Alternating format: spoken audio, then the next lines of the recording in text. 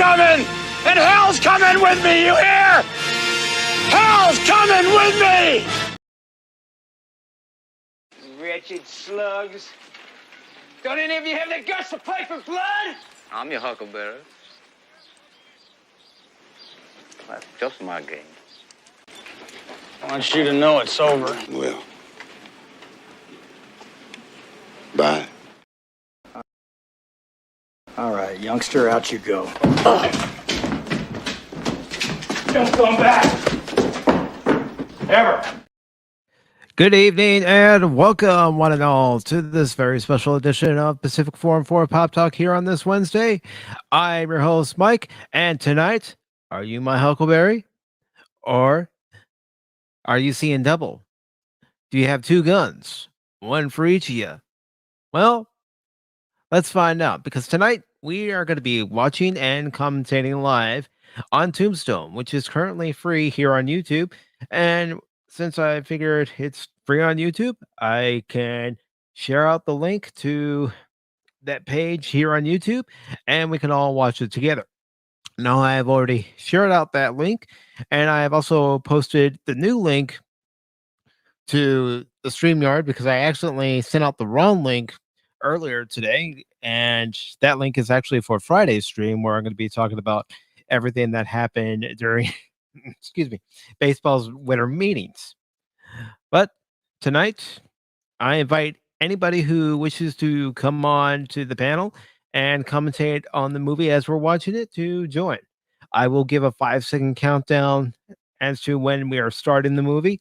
And if you need me to post a fresh link to the movie, I will go ahead and do that right now for anybody who is just joining us. And I will do my best to post a link to the movie as we are watching it. So we are all, as close to in sync as we can be. So let me go ahead and welcome both Jet Sparks and Bear Norman Tag. Why, you no good yellow belly sending me to the wrong saloon. I ought to make you dance. Why, Baron, whatever do you mean? Sparks, get a rope.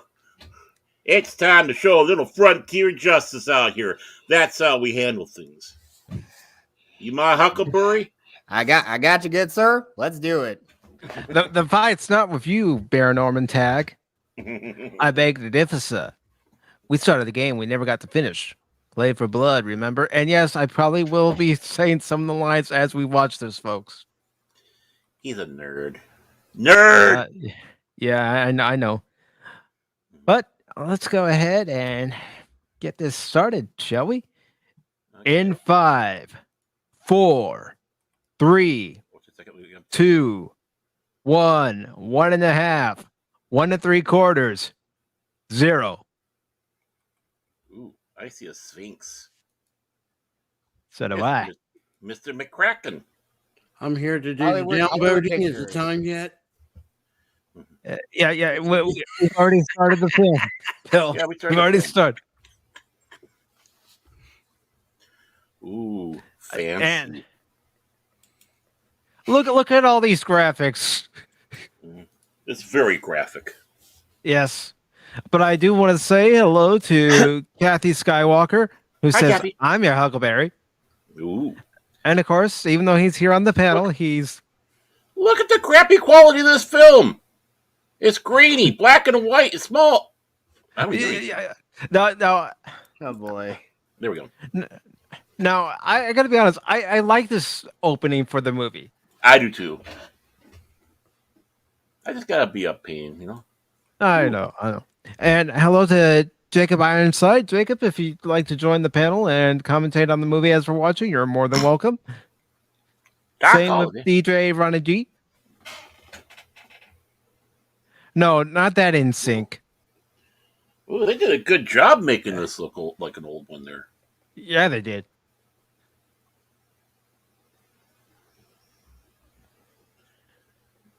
And I can't recall who the narrator is in this section.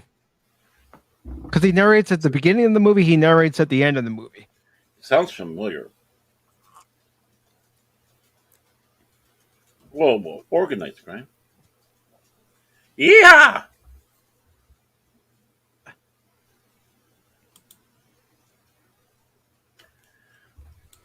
Tombstone. Yeah! And I just gotta say, because I'm gonna go ahead and say it right now, but everybody who was casted in this movie did a great job. Even Jason Priestley, who was a turnoff for me when I was in the movie theater back in '93, and I saw his name being part of the advertisement for the movie. I'm like, no. Rest his soul. I'm like, oh, come on, Jason Priestley? Really? I like the boots. Yeah. The lucky aces, partner. Got my double barrel all set. Let's go. I got my Smith & Wesson ready.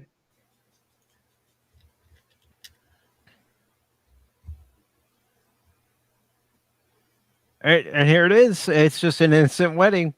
Yeah. That starts it off. Now, well, bye. They look like desperados. Mm-hmm. I think you might want to leave, compadre. Look, sorry, my grandfather loves these kind of movies. I just don't know anything I'm saying here. It's all right, man. Y'all killed two but cowboys.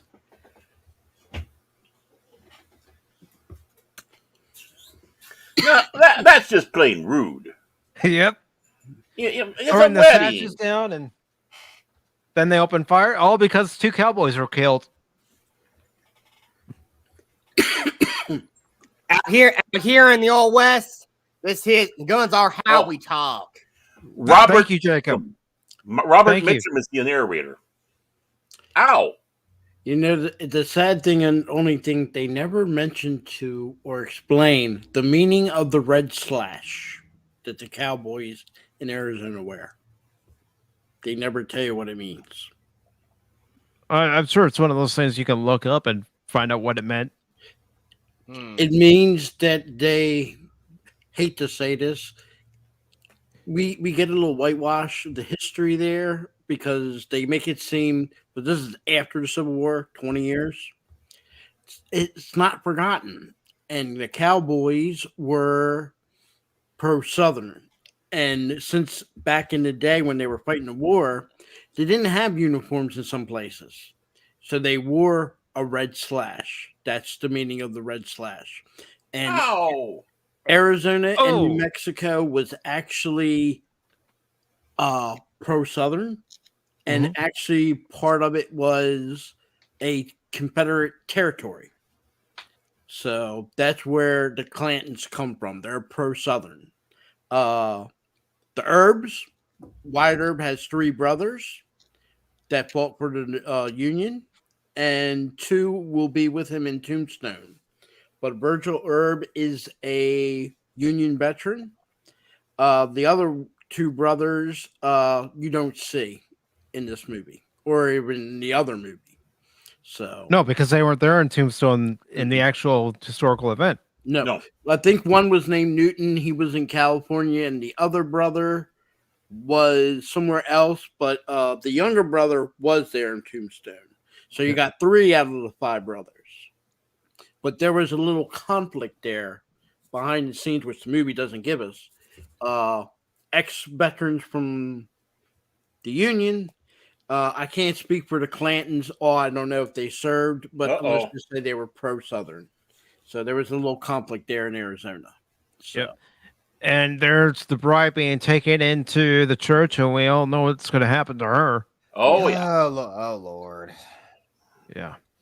Yeah, these are not men of God. These are men of Satan. I'm gonna straight up say that. As a true child of God. They're just. Well, I mean, watch what Johnny Ringo's going to do here to the priest. Mm-hmm. Shoots him right in the head. Up. Now you definitely got a spot guaranteed in hell there, partner.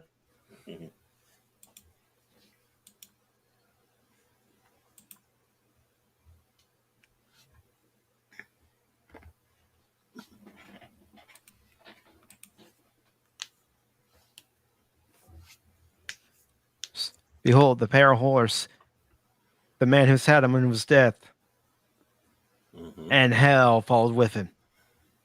Which was used for Pale Rider. Yep. Too.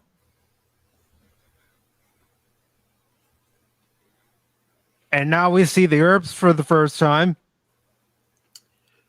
Just remember to notice the bottle that Wise Herb's supposed wife is holding. That is a bottle of opium. Yep. Yeah. Yeah. After the Civil War, a lot of the soldiers that were wounded were given opium, and they end up being addicted. And family doctors were giving it to other people. And unfortunately, I don't know what her illness was, but yeah. Well, it's like morphine after World War I with a lot of people. Yep. And of course, now we see the handler hitting the horse, and here comes Wyatt, and he hits him back. Hurts, don't it?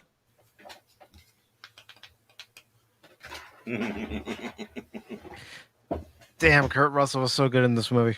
Mm-hmm. Harry Carey Jr. Oh yeah.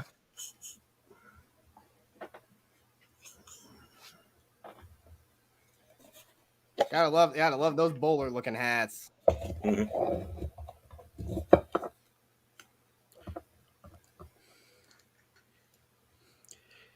They also noted that Wyatt Earp was a sheriff in a couple of cities like Dodge. I forgot the other one, but he also was a U.S. Marshal. He's retired, and U.S. Marshal was pretty big back then. I mean, you had the Pinkertons, but they were what you would call private. But the U.S. Marshal pretty much was the only thing you can compare it to, and they were state, was Texas Rangers. But they were federalized. They can go anywhere. And, of a judge, which you'll see him later in the movie do it, when a judge says your back is a U.S. Marshal, that's it. He is the law. Yep. Regardless of what this, you'll see there's a conflict between the U.S. Marshal Wyatt Earp and the other guy played by the guy from the sheriff. Yeah, he's Sheriff county. Bean. He's county. So you get the power struggle. Who's in charge, the county or the federal? Well, unfortunately, the Civil War settled that problem. It's federal power. Well, and Wyatt Earp wasn't an angel either. He ran whorehouses too. Yeah, he don't forget he was a horse thief, which was pretty much what you would call today a car theft. Yeah, GTA. Yep. His dad was a lawman, and that's where he's picking up the trade from. But he was let's say criminal, but he also was he was in the buffalo trade. He was buffalo skin. Like I said, this movie you're picking up later on in life. Both his brothers they were both sheriffs in towns. Neither one of them were U.S. Marshals though, but they were sheriffs, I think, in Dodge too. Laudanum? Yeah, that's what it was. Laudanum, yeah. And Maddie says that she just suffers from headaches.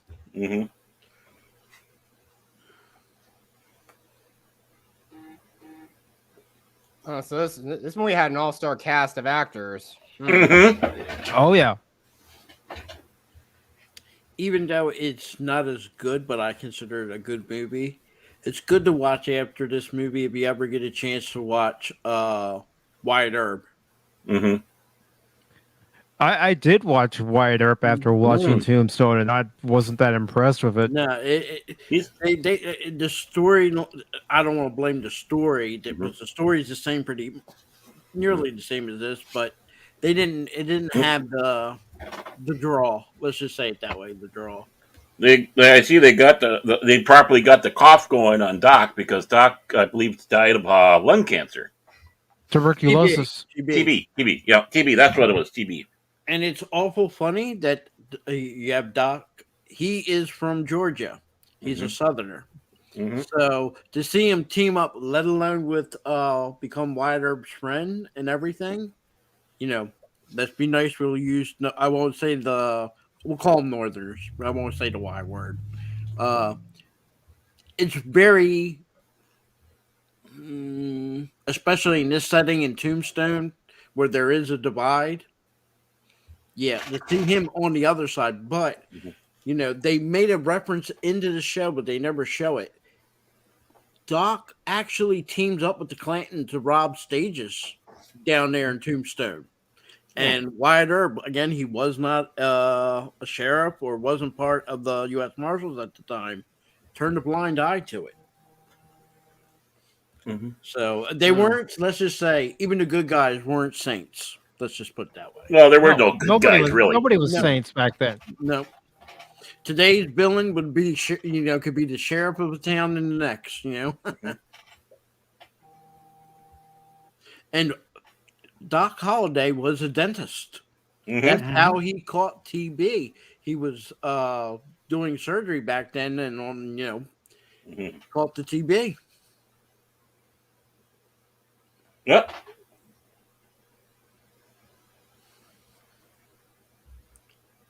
And this is unfortunate. They gave her the name Big Nose Kate, but even the real lady, you ever seen the picture of her? Yeah, I have. In Tombstone. No, she didn't. She didn't have a big nose? No. That was her nickname. I didn't get a picture when I was here in Tombstone because I couldn't take a picture of everything due to the limited memory on my memory card. But you gotta love those outlaw couples. That's crazy. Here lies Lester Moore, 4 slugs from 44, no less, no more. Classic Bonnie and Clyde before Bonnie and Clyde was a thing. Well, not too far off old Doc.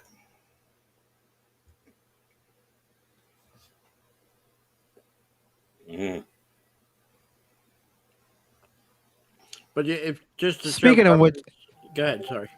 Speaking of which, Baron, let me go ahead and bring it up on screen here. You mentioned Here Lies Lester Moore, 4 slugs from a 44, no less, no more. Yep. I actually took a picture of it when I was in Tombstone back in 2007. Yeah, it's one of the more popular gravestones out there. Yeah. Made popular to the song by Johnny Cash. Johnny Cash. The one thing to know, like at this time in history, it isn't just the Southwest having problems getting over the Civil War.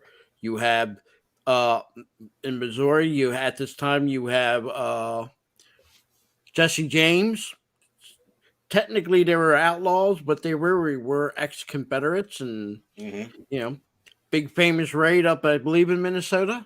Yeah, there we go. No, here lies Lester Moore, 4 slugs of 44. And at the same time, left over from the Civil War, you have the Hatfields and McCoys.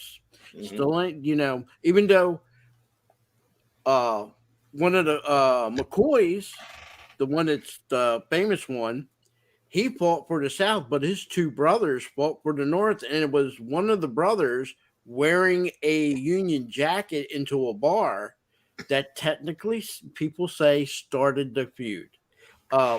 Some of the family that are McCoys blame his own brother, said that had he not took that jacket, he probably would not have got killed.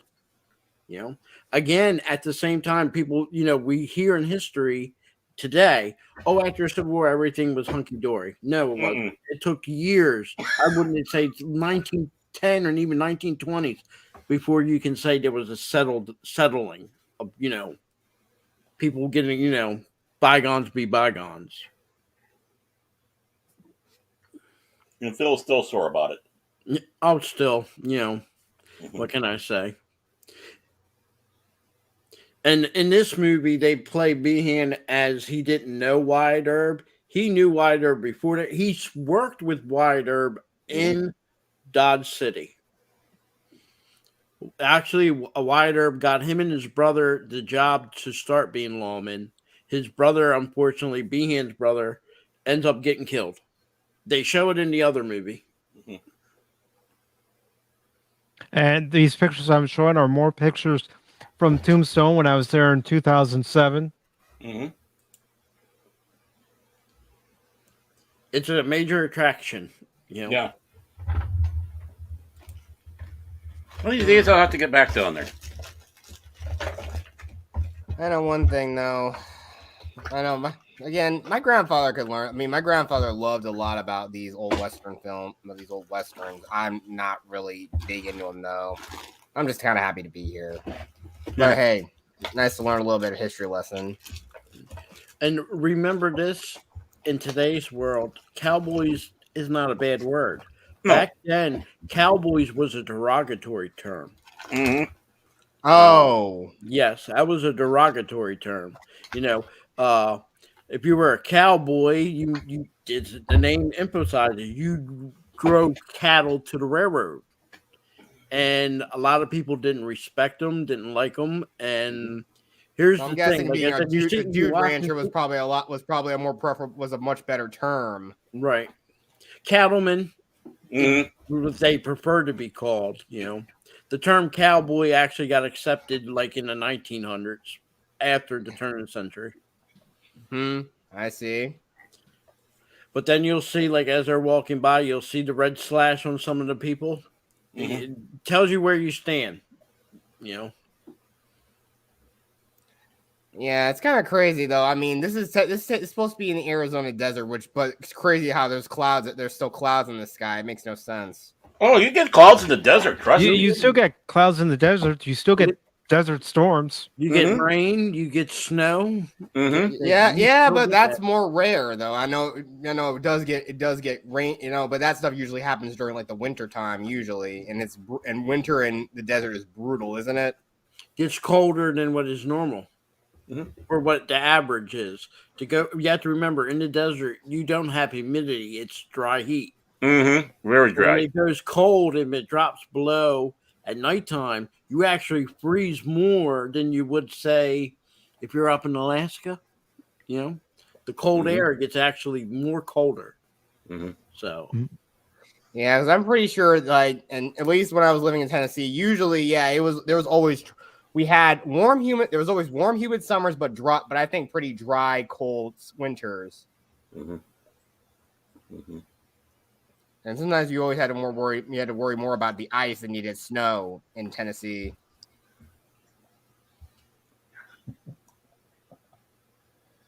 Well, in the good old days of being at the stagecoach, I robbed many a stagecoach.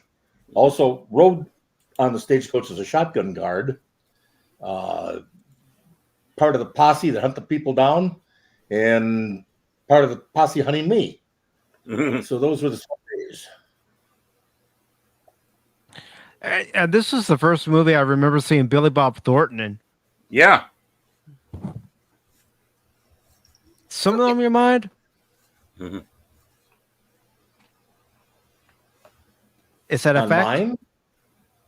That's a fact.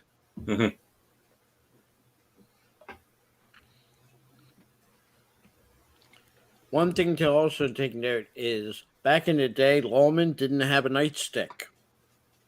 Even though that was probably more in common, like in your eastern cities, major cities like New York.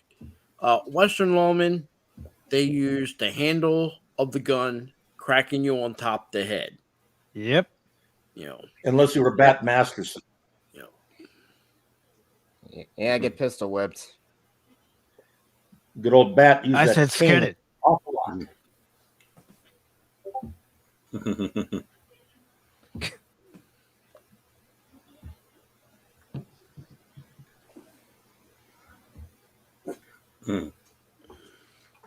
Damn.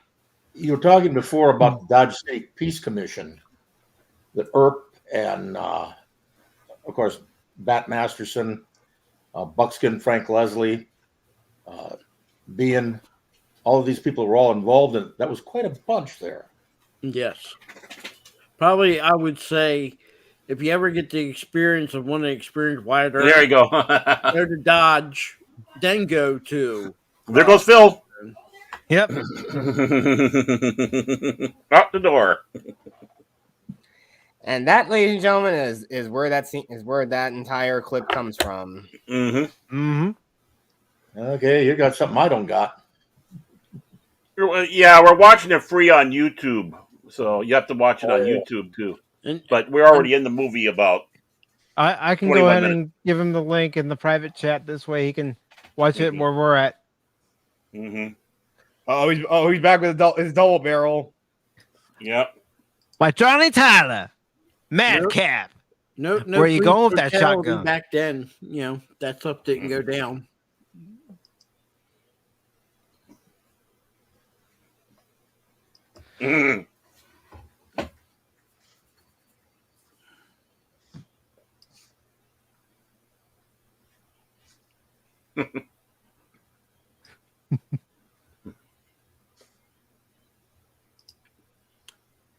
Virgil, Doc.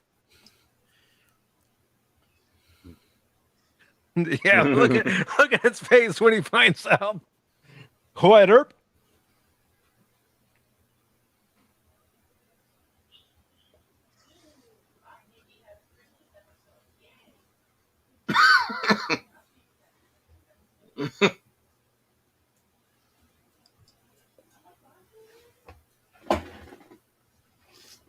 Kind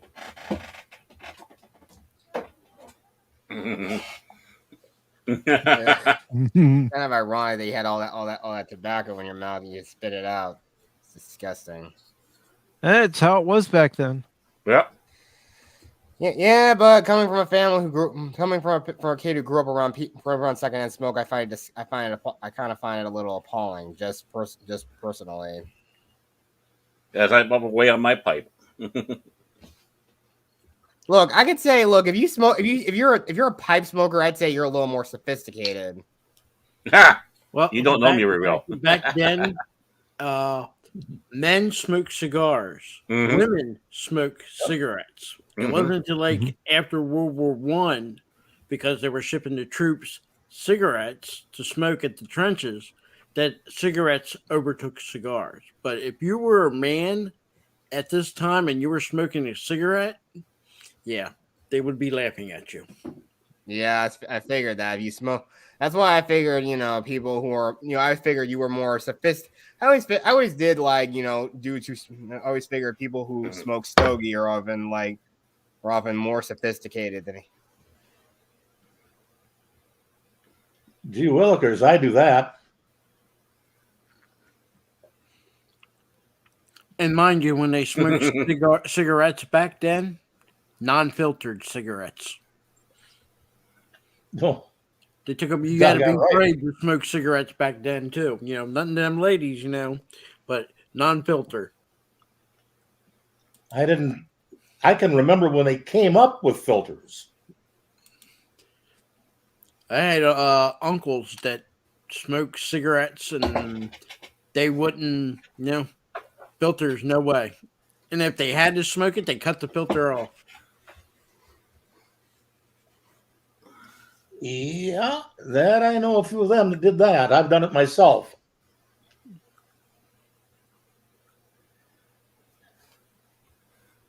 Of course, I hand rolled my cigarettes. Look,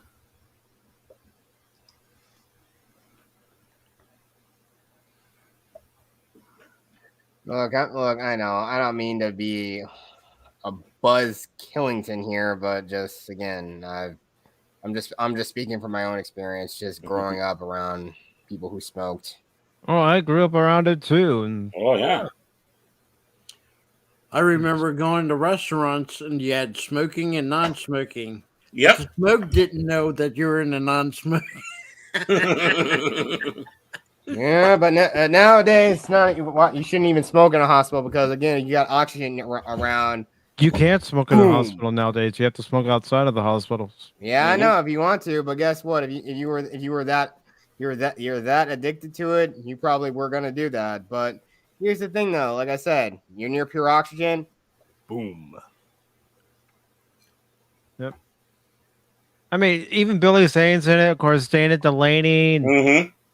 Yeah, she was pretty. Oh yeah. Okay, how many minutes are you in on that movie?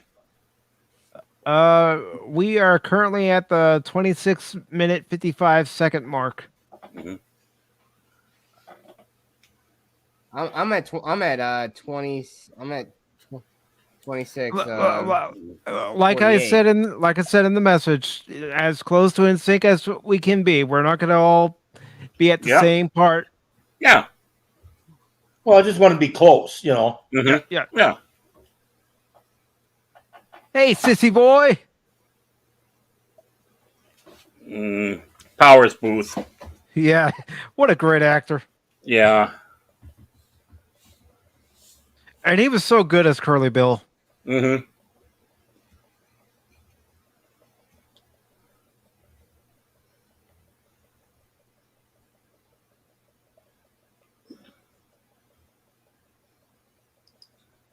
Curly Bill Brocious.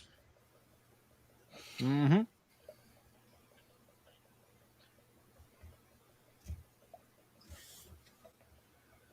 See, this is the perfect example where we have modern folklore here, because so much of history with the Cowboys has become folklore through the dime novels and such that, like we were saying before, this movie isn't truly fully historically accurate, but we know the story, and it's part of that folklore. We know of it in the stories. And when you actually walk into the actual Birdcage Theater, you do see the bolt holes in the ceiling. Mm-hmm. Yeah. Of course, they're on the walls too, but yeah. Excuse me. No Heck, worries. there was a car in Montana that had bullet holes in it. Mm-hmm. And they were put in there only about 2 weeks before I got there. Mm-hmm.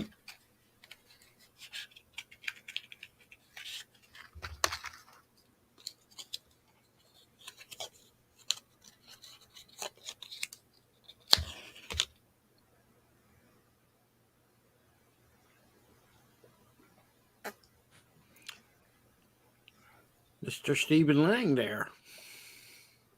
Spittoon. Yep.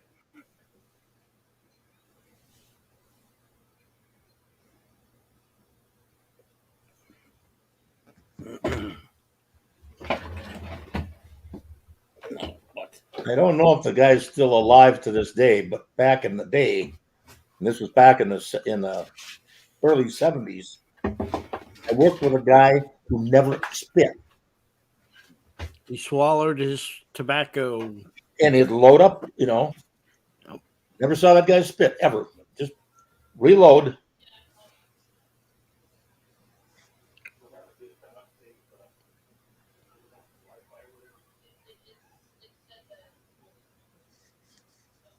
And of course, we're going to find out who the devil is very shortly.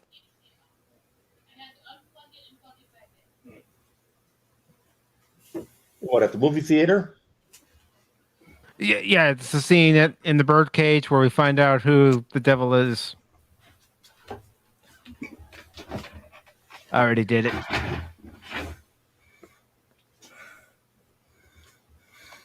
Like I said, and I want to apologize ahead of time. I'm probably going to say certain lines from the movie because I've seen this so much. Over and over and over. But this really is a movie that you don't get tired of. No. There was one time my mom was watching it, and I just came into the house because I got off from work, and I just hear one particular scene. I'm not going to say it until we actually get to that scene, but I hear this scene. And I go, "Are you watching Tombstone?" And she's all, "How do you know I'm watching Tombstone?" And then I told her, and she says, "It wasn't one of the famous lines. It was just one random scene, and you knew I was watching Tombstone." I said, "Obviously, I've watched it too much."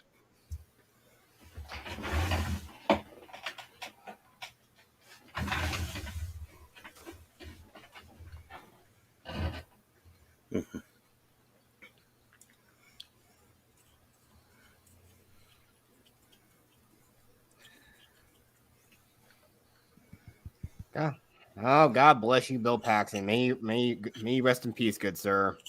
Yes. Yeah.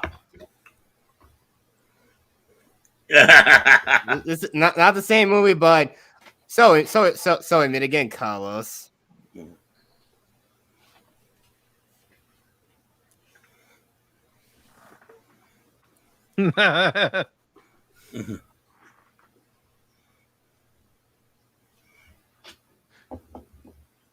No. Oh yeah, Virgil. It's gonna have a little fun tonight. And millions of women out there are jealous of her. Very true. The one thing we never find out, and they still don't know, his first wife, Wyatt Earp's first wife, died. I think it was chickenpox. Mm-hmm. This lady here is supposed to be his second wife, but there's no official that they ever did or did not got married. Well, the one, she was also Jewish. That's why Earp is buried up in the Jewish cemetery. Yeah, that the lady that he leaves her for, that actress. Yes. Yeah. Rich Jewish lady. Rich. And let me put it to you this way, too. She had quite a reputation. I mean, some of the pictures that were taken of her advertising. They have some of those pictures in the birdcage. And it's like, okay, because I went on the tour with my sister, and my sister saw me looking at the pictures, and I just looked at my sister and I said, "Yeah, she was a good-looking lady." Yeah, that was the one that was Jewish and what have you that Earp was hanging around with at the end. She was also the one that promoted the heck out of him. Got him the job in Hollywood. That's how John Wayne met him. Every time they did Westerns, they would bring Wyatt Earp out there to make sure, does this look like real? Is this real? This is how it's done? He actually taught John Wayne how to do the walk. The way he walks, he's walking, even all his movies, is walking exactly as Wyatt Earp taught him to walk. Yeah. And then you got Tom Mix, who unfortunately died way too young.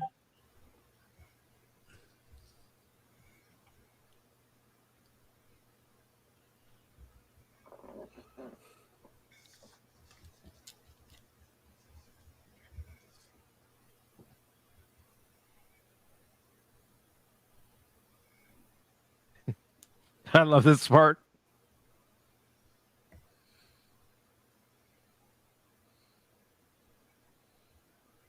Well, go ahead and ignore her right now, Wyatt.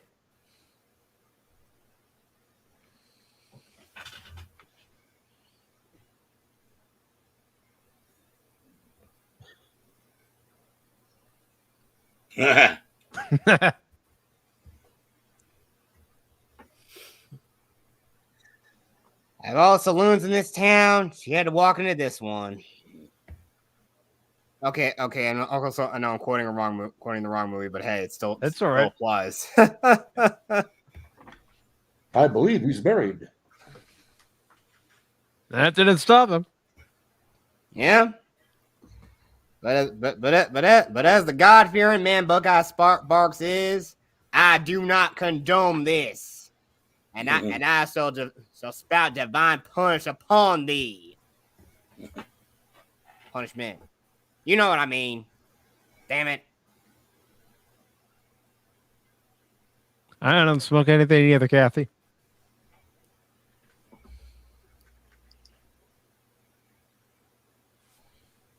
I think the Baron can remember the time when we were in an establishment in Minneapolis, and they had the back area there where we could go in back and smoke our cigars and pipes.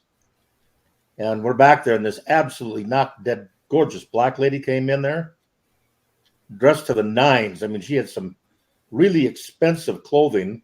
Mm-hmm. And what did she do? Open up her purse and took out a cigar and fired up. Mm-hmm. Remember that one, Baron? Oh yeah, I remember. Oh, I remember her. We were exchanging looks. Shut up, Ike.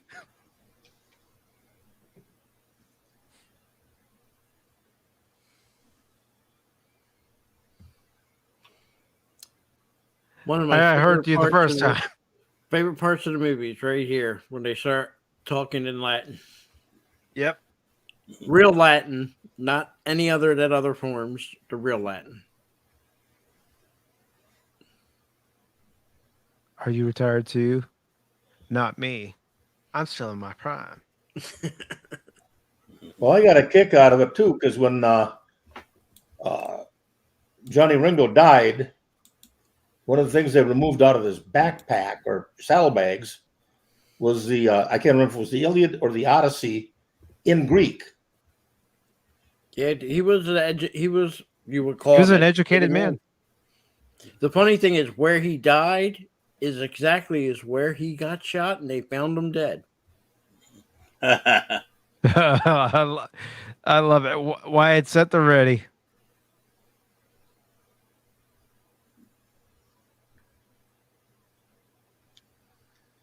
Yeah, and Ringo's pistol was empty too.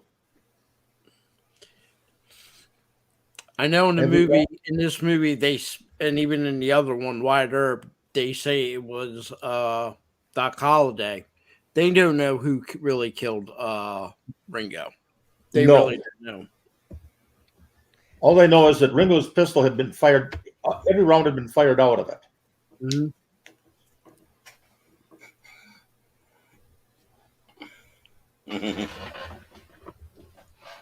Marshall White.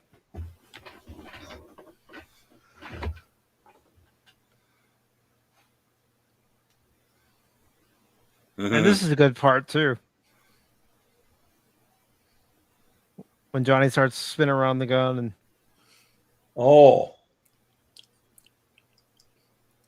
I like it when Doc spins around his little coffee, whatever little cup he's using. Yep.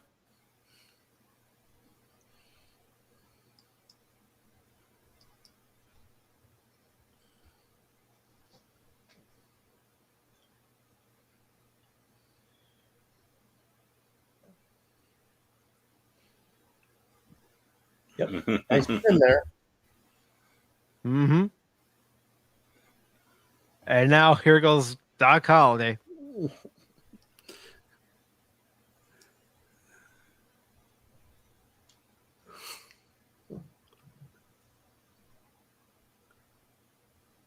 Your turn, Doc. Other thing to notice, how Doc has his gun. Yep. Notice it's in the front. Cross draws. Quick grab. The other cowboys are, you can say traditional, but when you come and need a quick draw, Doc Holliday has it. Yep. That's why he was quick. It's gun in the front. And don't think he didn't have other guns on him at the same time. No, you can actually see that he has others.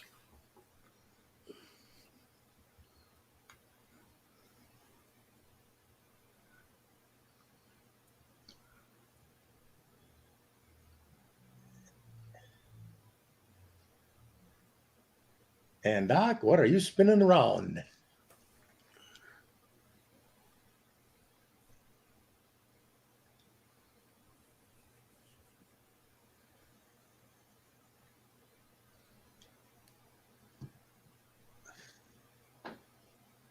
There you got a little glimpse of Doc's double kick rig sitting there.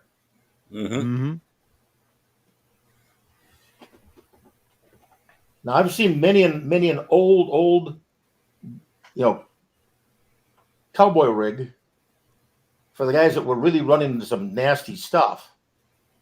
They got the holster hanging down on the hip on, if they're right-handed, on the right side. But then they got a belly draw rig over on the left to come over and grab. And everybody goes, why do they got two guns? Well, when you're walking, you can get the one out of your holster. If you're riding on a horse, try and do it. I know a lot of the cavalrymen, particularly more to the south than the north during the Civil War, you had the two guns on your side. Then you had another two guns. They would put the belt reversed. And then they had, if they could, the chest holsters, and they would hold one or two guns. Yeah. Some of these, you would think cavalrymen at that time were using swords. No, they were using shotguns. Yep. Rifles, and again, they would have maybe up to 6, maybe 4 guns on there, at all times. Mm-hmm. Those are cap and ball revolvers, folks. They aren't cartridge. Try and reload a cap and ball revolver on the go. Mm-hmm. So your answer: carry as many guns as you can. Yeah. Mm-hmm. And here's a picture of the actual Josephine Marcus. Wow. Yep. Yeah.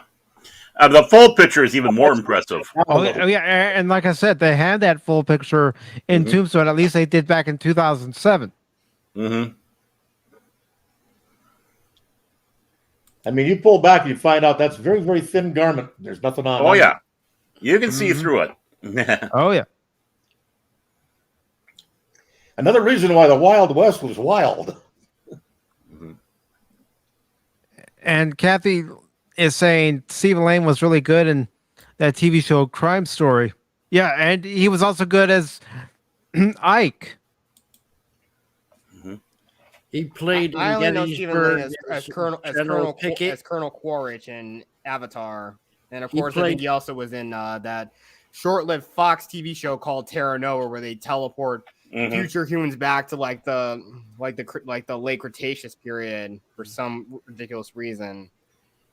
He Because the Earth really was pretty did much good in dying that at that movie, point. Gettysburg. He played General Pickett, and then when they came with the prequel, he was supposed to do General Pickett again, but he had to step in for Russell Crowe to play Stonewall Jackson, and I think that's one of his best roles that I ever seen him play was Stonewall Jackson. Who was it that? What general? He was out there, and some sniper shot half his mustache off, and he made the comment that man must have been a barber. Yeah, I'm trying to think of the name. It'll hit me when I least expect it. Yeah, I can't remember. I'm just spinning wheels, and I know it real good. That was back in the day where you tend to have your generals with your men in the front, not in the back. Well, they were sometimes in the back, but more likely they were in the front. A lot of them generals would tell you can't lead from the back. So, but in our day, they're in the rear. That's why we call them rimps. Yep, they're back there. They're in the trenches as long as with the regular soldiers. Whatever they're going through, they're going through. Well, Patton ate right with his troops. And here's the actual Wyatt Earp. Yep. Now that is one fine looking mustache he's got there. Oh, let's just hope some idiot farm girl doesn't confuse it for a squirrel. It's an iCarly joke from That's held together with, believe it or not, wax. That's what they put on their mustache to give it the twirl. Yep. Wax. No, Kathy Skywalker is absolutely wrong. She says you can never watch a movie too much. I got 2 words for you: Caddyshack 2. oh, gee. I can tell you a movie that I will never get enough of. Robin Hood Men in Tights. To me, that's like the most quotable movie I know. And I actually have an English accent.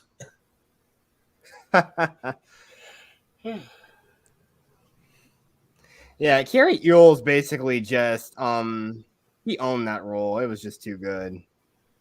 Carrie? Carry And here's Doc Holliday. Yeah. I'm going to be doing stuff like this throughout the night. So I don't know. I still think I got some of it around somewhere, but I've got mustache wax. Mm-hmm.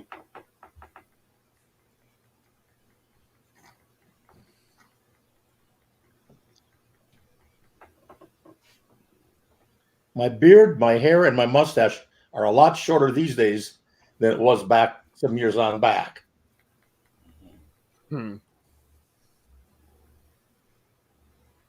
They had a deal where ZZ Top was coming into town, and they had these cutouts by him. I went over there, stood by one of the cutouts, put my arm around it, and I says, "No autographs, please, no autographs."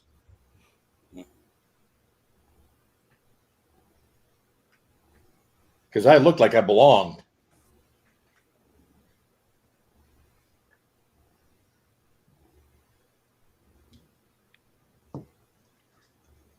the actual Curly Bill Brocious.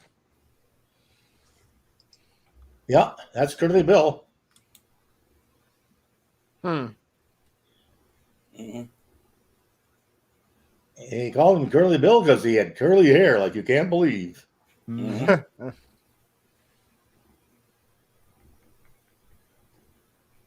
Yeah, Powers booth looks pretty close to the actual Curly Bill.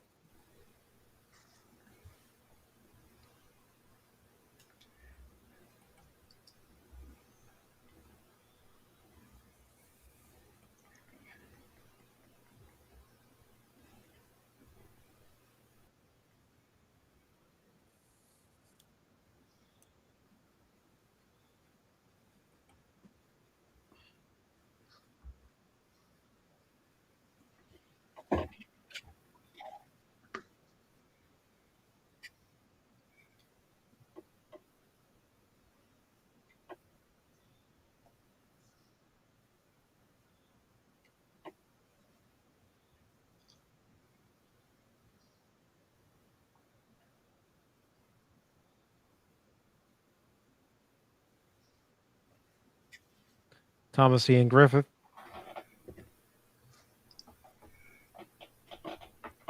And hello to the Nerdporial Life Forms. There he We is. need to react more. I know, brother. I know.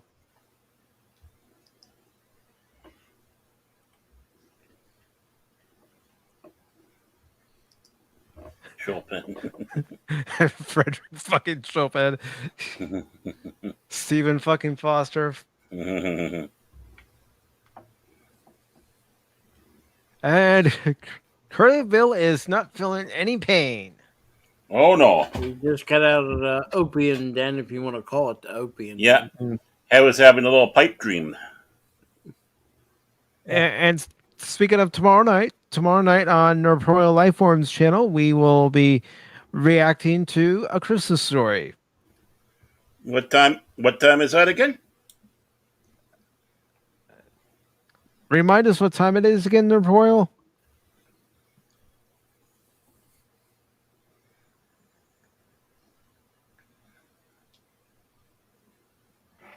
Eight Eastern, 7 Central. All right. Oh yeah, and just want to let everybody know the Game Awards. If anyone out there who's a gamer out there, the Game Awards is gonna be happening tomorrow. But I'm not gonna do any like live reactions on my channel. I just want to do like a thing on Discord, shout outs and just like hang out with a couple friends of mine. Shout out to my fellow compatriots on Talking Pinheads. One of them is my moderator, Killzone 772, and Bear 64, who is a panelist. He's actually currently doing the last campaign of Sonic Adventure on his channel right now, where, if like it or hate it, he's already completed the other campaigns. Now the last one he's doing currently is the worst one, Big the Cat. Okay. So if you want to suffer through that with him, go ahead and check out his channel. I'll put the link into it. I'll link it in the private chat so you can check out his channel. Hang on. All right. The scene coming up is what starts it was already brewing, but this is what starts the actual feud. Mm-hmm. Well, also in the original deluxe DVD, it has some information on what actually happened and what they chose to put in the movie, what they chose to leave out of the movie,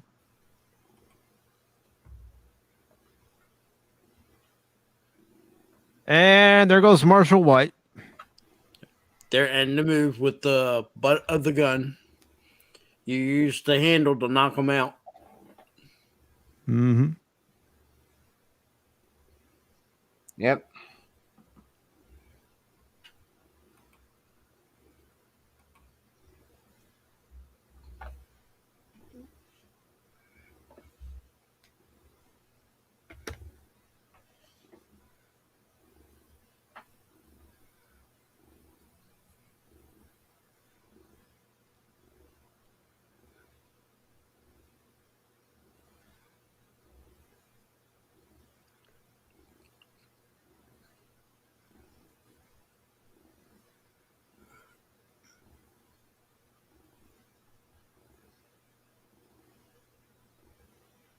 Oop, you shot the guy. Mm-hmm.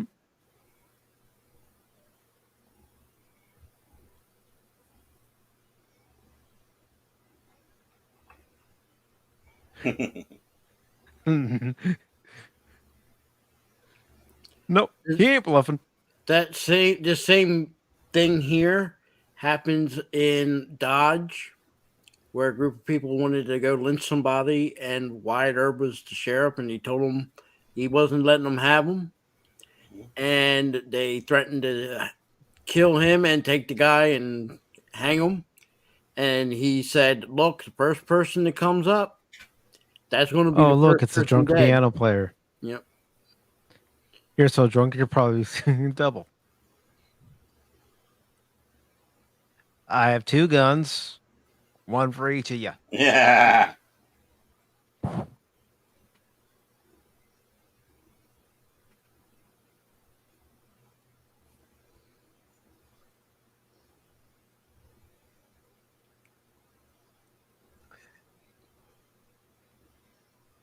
No, he ain't bluffing.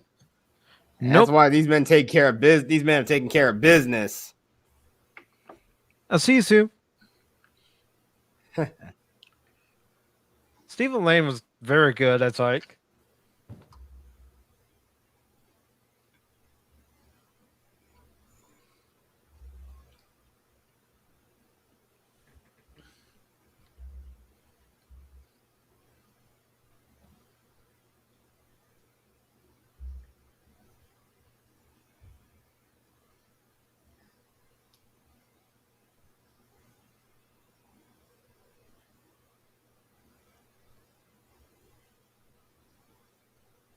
The good old shotgun.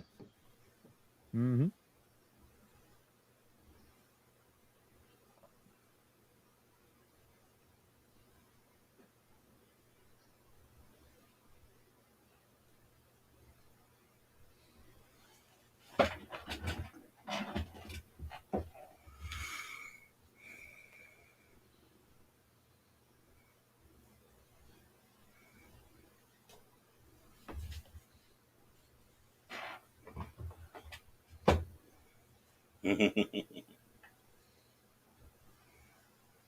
As you can see, never a dull moment.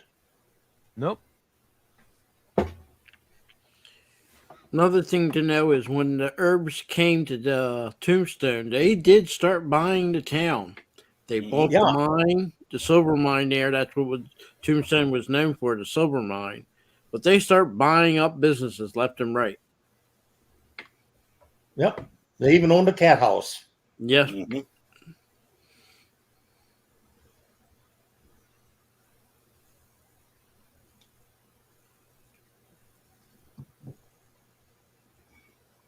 Like if a cat house is the same as what I think it was, what I think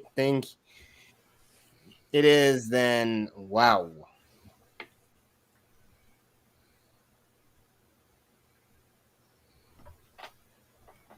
That's wow. We're all busy.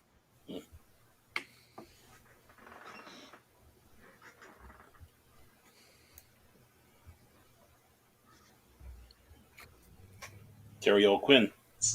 Mm-hmm. Again, they had so many great actors in this movie. Yep. Oh. That's something I would want. I would want at some point in the future. A nice big pool table.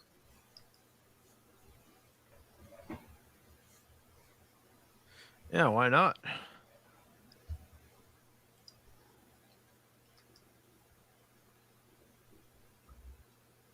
And this is where Virgil decides he's going to do something about it.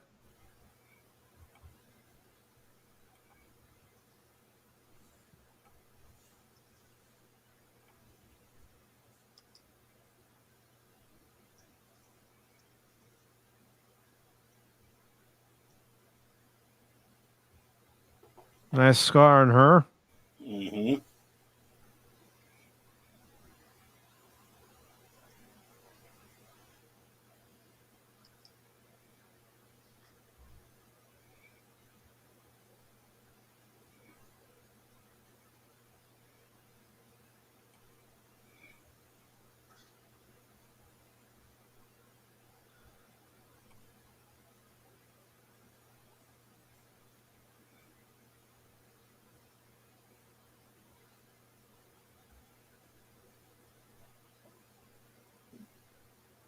Nobody's saying you can't carry your gun.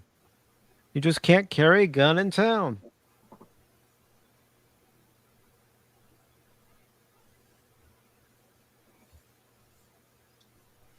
And of course, White's not going to like what's going on. That was a common practice that Wyatt Earp picked up when he was in Dodge.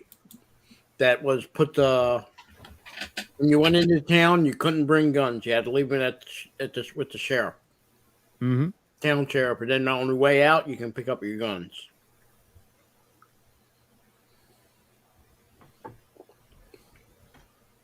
Good old Sam Elliott.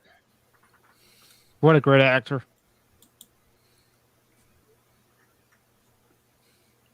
It's got nothing to do with you, Wyatt.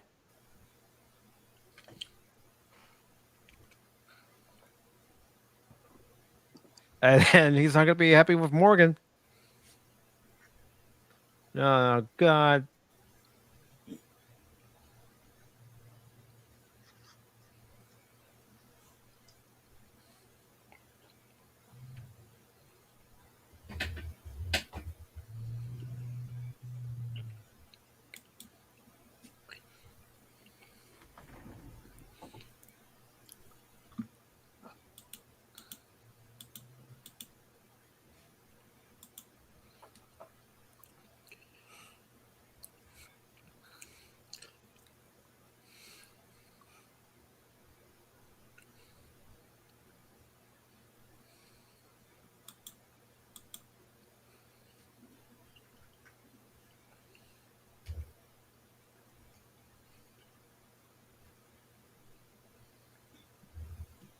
He would have made a great Han Solo. Yeah, he would have. Wait, I can't believe Kurt Russell was gonna be Han Solo. I can't believe that. He was in the contender for it. Yeah, well, again, it could have been crazy, but heck, they did a pretty good deep fake of him for Solo. Somebody did a pretty good deep fake of Harrison Ford.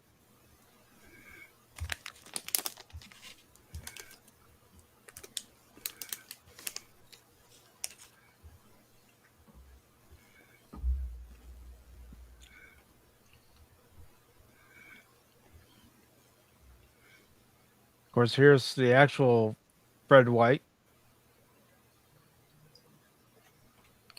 Yeah. Doesn't quite look like Harry Carey Jr. Nope. Nope.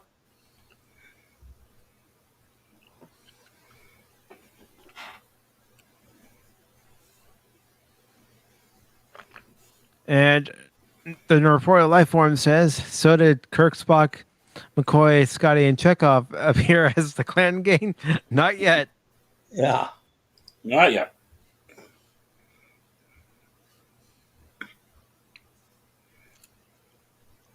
Spock, you got to help us out of this one.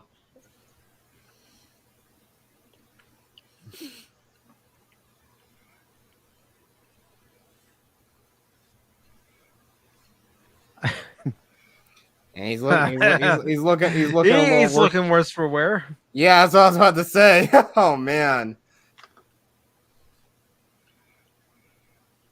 And it's a damn shame that Val Kilmer didn't even win an Oscar. I know.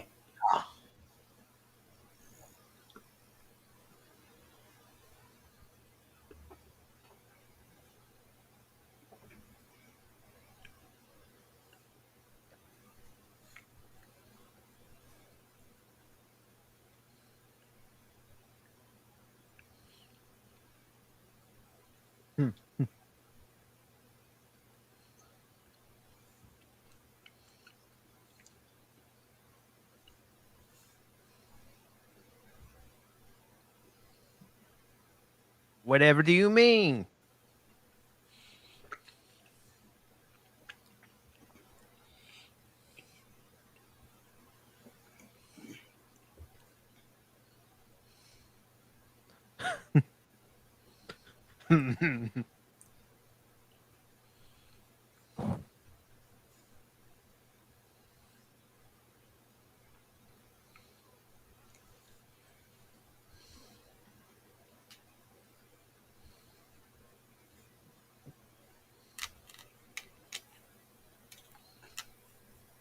I like what Virgil does here.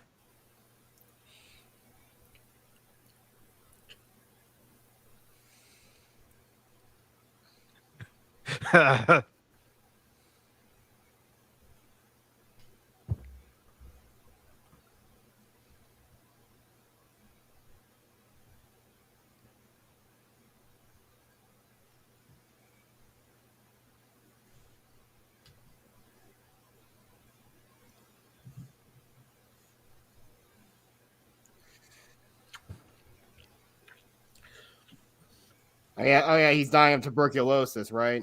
Yeah. Yes. Yep.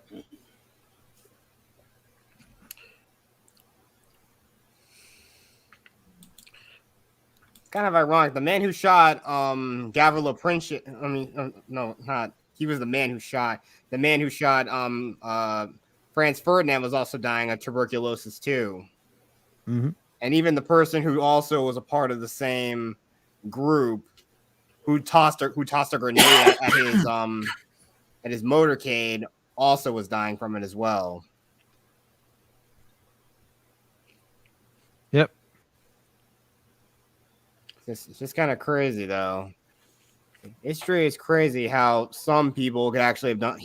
He actually would have done some great things. Franz Ferdinand himself. Well, he had the big peace plan that he was bringing there that would have actually worked. Yeah, reforms. Yeah, that basically showing that the people who were under the especially the Serbians living in Bosnia. Huh. So then, what the heck is it? Some stupid Serbian throws the grenade in the car, and of course, when they actually avoid that, the driver of his car actually ended up taking a wrong turn, and ironically enough, actually moved on to the street that the actual shooter was actually on, and fired 2 shots at him and his wife Sophia, and of course, they immediately were killed. They died soon after. And just as a reminder, everybody, I am doing my best to try to post the link at the current time that we are watching. We are currently at 1 hour, 5 minutes, and 27 seconds. Yep.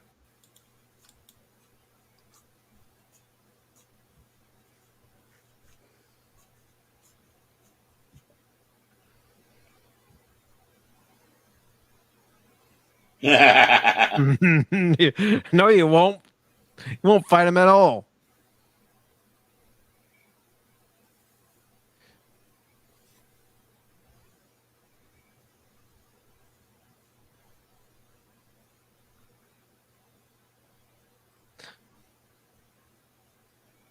And they actually do a reenactment of the fight at the OK Corral when you're in Tombstone. Yeah. Yeah. We've seen it. Mm-hmm.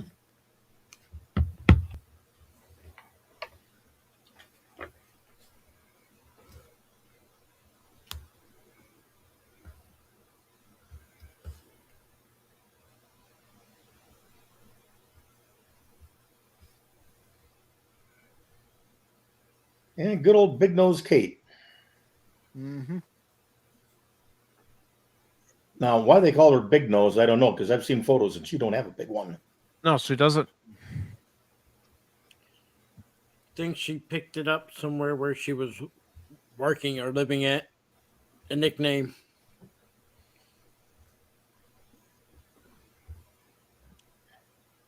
Like, come on. You want to see Big Nose? Look at this schnoz.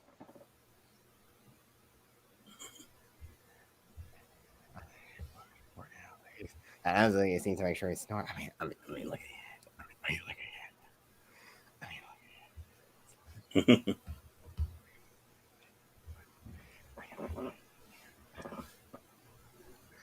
Little women's suffragette. And this is where Doc tosses Kate to the side.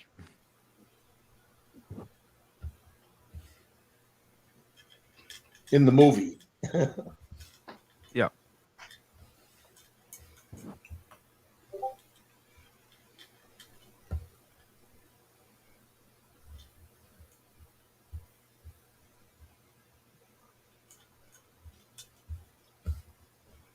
In real life, she went with him to Colorado. Oh yes, even back then, there were women fighting for rights. Oh yeah. Only imagine what could have happened on. Imagine how far we come now. Women are basically pretty much insane at this point. I would say you're right. I wouldn't say all of them are insane. Yeah, but I know one thing. Thankfully, I'm not gonna suffer all that heartache in the future. Thankfully, even now, I don't want to. Oh, you never know what the future holds for you, Jet. Yeah, well, I know one thing. Hopefully, it may not be a relationship because I probably think I'd probably be surely going insane. And believe me, there have been plenty of things that could have driven me that way as well. So there you go with that. I know a guy that. Wow, damn, that's one powerful looking 6-shooter. Mm-hmm.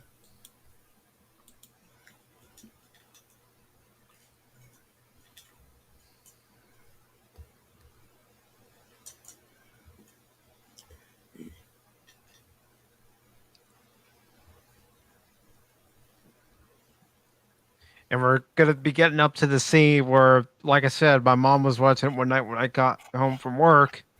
And I heard it, and I'm all, "Are you watching Tombstone?" Mm-hmm.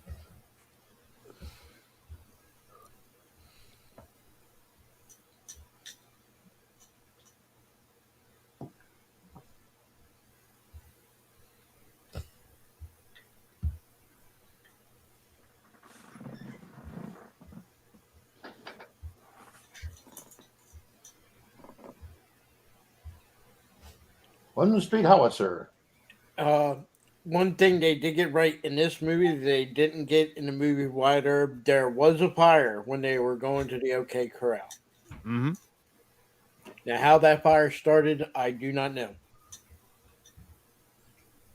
I mean, let's give this movie credit where credit's due. They tried to stick as close to the actual events as they could. Mm-hmm. Of course, like any movie, they're going to exaggerate a few things. And Well, again, it's part of the folklore of American folklore. Like it didn't happen in the corral. Mm.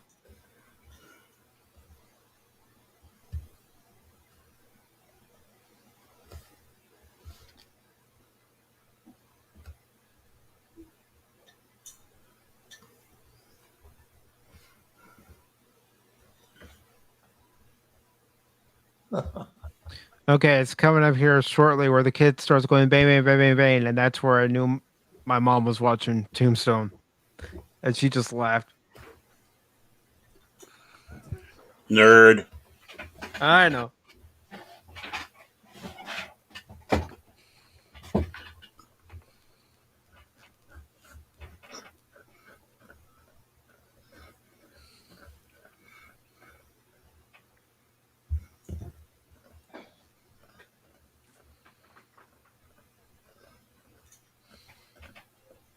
Damn kid. Yeah.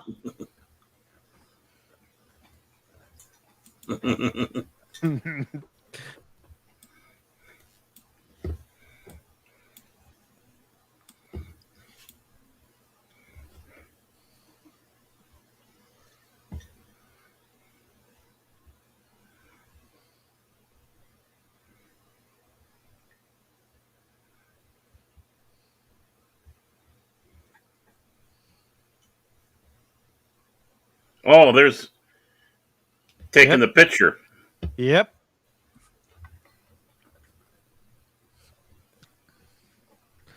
Sober up, Ike.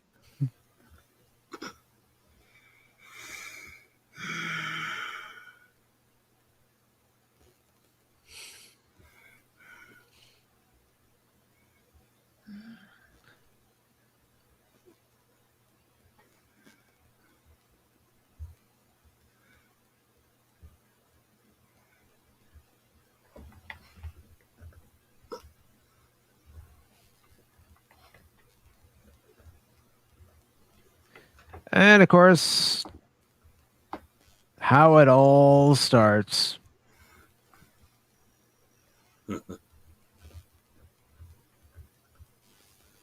One little wink.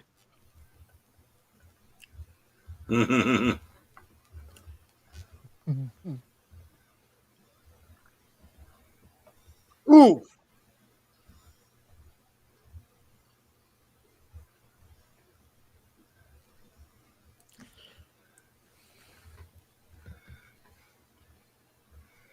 I got him.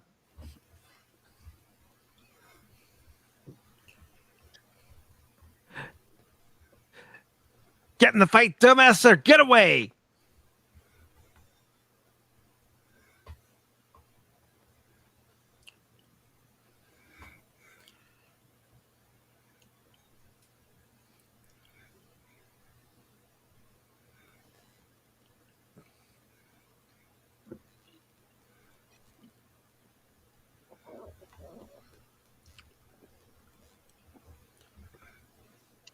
Now, in the real fight, only Wyatt Earp is the one that doesn't get shot. Doc Holliday does get shot. Yep. That's the one thing. In this movie, they show him not being shot. Yeah.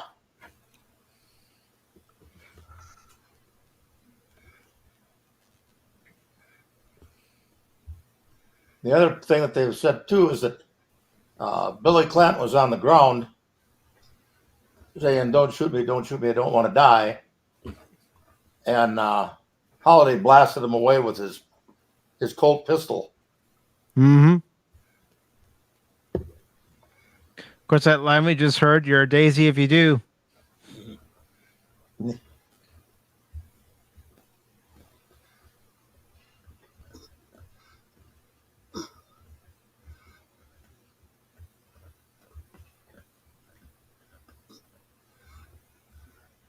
Of course, the sheriff trying to act all big and tough.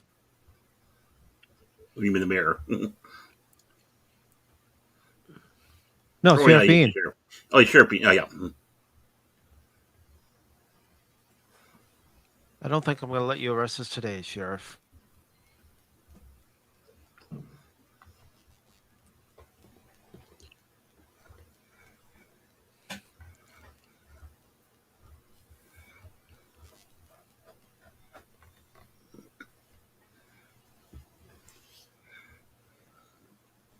Oh. There's always the other little thing too about, didn't Sheriff Behan hang around with a certain young lady before she switched sides? Yes. Mm-hmm. He also knew he worked with Wyatt Earp. Him and his brother were one of his friends. They, like I said, Behan's brother gets killed in Dodge as a sheriff with Herb, and believe it or not, it was Sheriff Behan that actually told Wyatt that him and his brother should come to Tombstone. Yeah.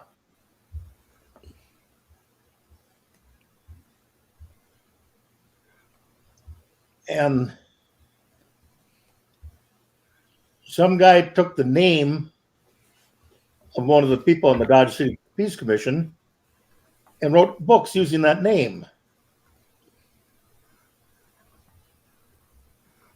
I never knew that. Yeah. All those books are out there written by somebody all over the place. Oh, they're the greatest. Well, that's a pen name because the guy with the real name was on the Dodge City Peace Commission. And Phil, you know who I'm talking about. I'm trying to remember names sometimes for me. He's old, you know. Justice for the elderly. Murdered in the streets of Tombstone. Yes.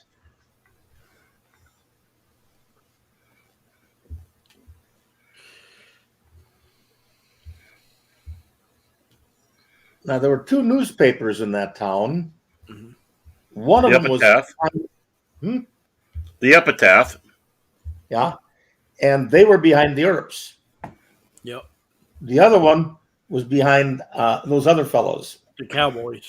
Yeah. Plants. Yep. One main character on the Cowboys side that they do not show in this movie, but is in Wyatt Earp, there was a Native American. Yeah. He's one of the first person that Wyatt Earp kills after Indian Charlie and his brother get killed. Yeah, Indian Charlie. Yeah, there you go. Thank you. Luke Short was another one in the Dodge City committee.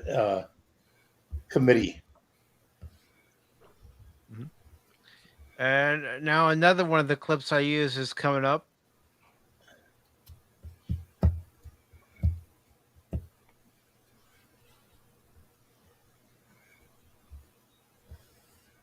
Quiet, sissy boy.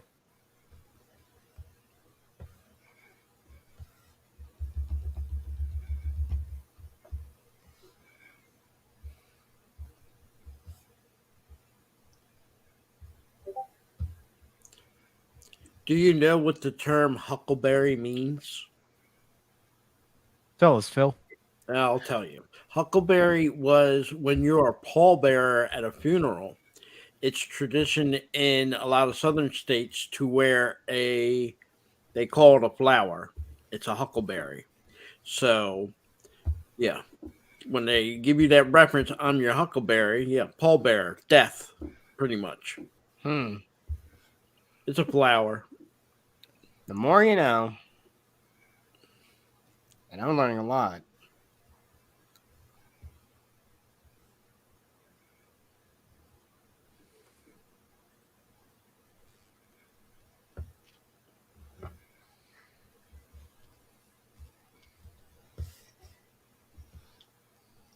All right, Lunga.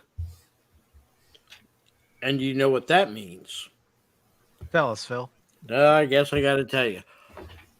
Since he suffered from TB and it affects your lung, that was slang term for somebody suffering from TB. Longer. Yeah, lunger. That's what I figured.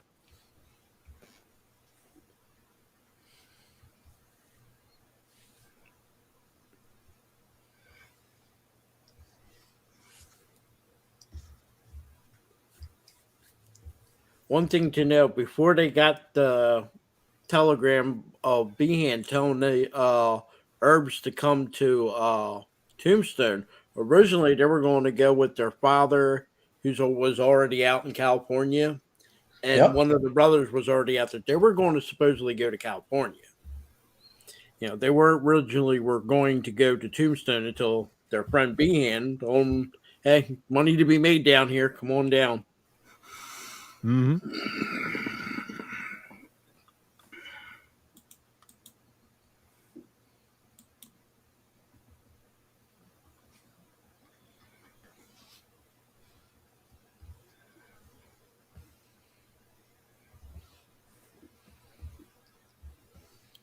Check it out. Wyatt Earp knows how to use chopsticks. Yeah.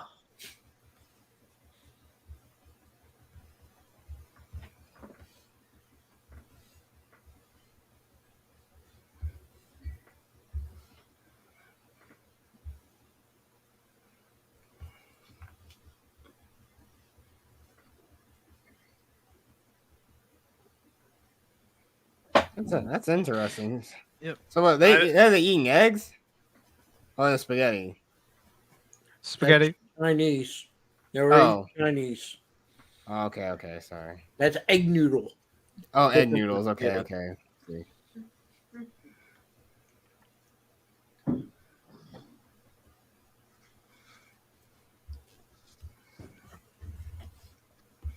And if you ever been out in the desert during a thunderstorm, it Oh. does get loud. It does.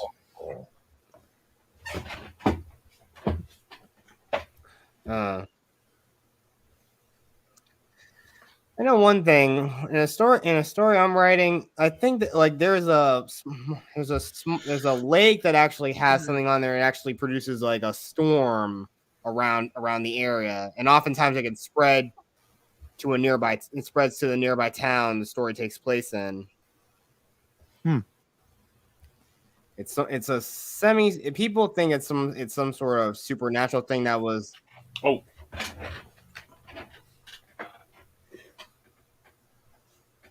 Whoa. It's an assassination attempt.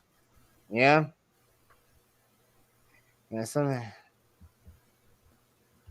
Like I said, sir. I said the storm that was probably some sort of say it was like the locals of the town believe that it's a blessing of something of a Native American ritual that was done centuries even far back as the town's founding. In fact, natives were the ones who founded the town and actually the ones who built the silver mines that were majority of the town's income. And a main character in the story may not be is in very much ways connected to this tribe. Mm-hmm. But they're sort of like defectors of two of the two largest tribes in the area, the Apache and the Navajo. What's really sad is Virgil goes through the whole entire Civil War, start to finish, doesn't get shot, doesn't get injured. And then you leave a war like that, where it's almost the odds of you not getting at least shot at least once. And then to have to get shot when he goes to Tombstone. Yeah. Yeah. Yeah, but a little spoiler. Virgil was still able to do his job even with one arm. Yeah, he went to California after this goes down, and he actually becomes a sheriff in another town in California.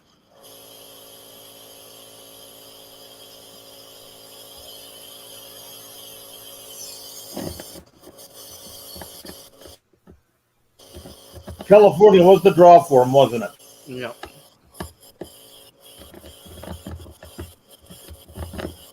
Especially with there being gold out there at the time, too. Yes, it was some years after the gold rush, but still, there were mines out there. Yep.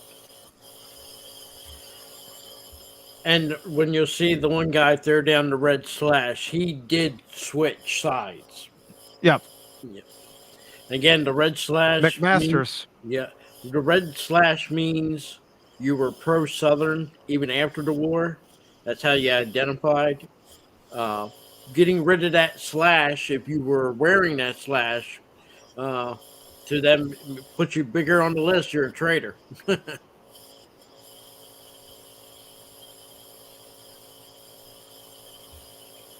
A traitor to the Union, huh?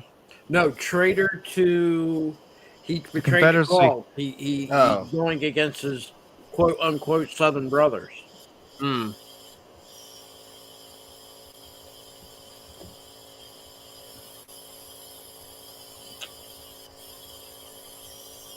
Shot him right in the back. Yep. Yep. Right through the window. And that couldn't have been done with the handgun. More likely that was done with a rifle.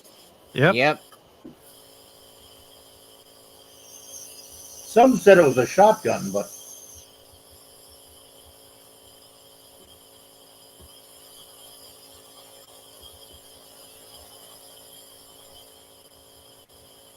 What's that whistling they're doing? Can I It's get the not bullet me. out? What's that noise? I don't hear anything. I hear a dog. sorry, me.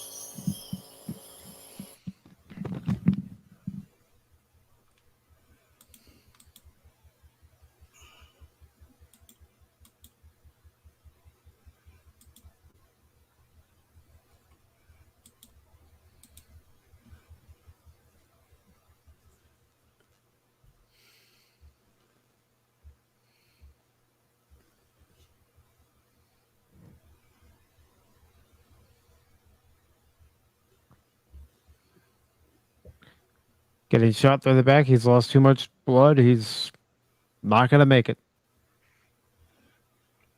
Yeah. No, it. And hello to Bush McFadden. How are you doing, brother? Mm. If you'd like to join the panel, you're more than welcome. The link is pinned to the top. And here's the link to the movie at the current point in time that we're watching it. And you got to remember, Morgan was. There were the two younger brothers out of the five, and that was the one that was Wyatt always looked after because that was his younger brother. Like I said, the three older ones grow up and end up going into the Civil War. Wyatt tries to go, but he gets yanked back home 3 times by his dad. So he was always told he had to look after his younger brother. So that was the one he was the most closest to. Well, what about James? That's the thing. They don't. In the other movie, Wyatt Earp, they talk about James. They don't talk about Newton either. But I do know when the father moves to California, Newt goes to California. I never heard what happened to James. I don't know if he went to California, if he stayed maybe in Kansas, or he went back to Missouri. I do not know. And Wyatt's devastated because he was, supposed to look after Morgan.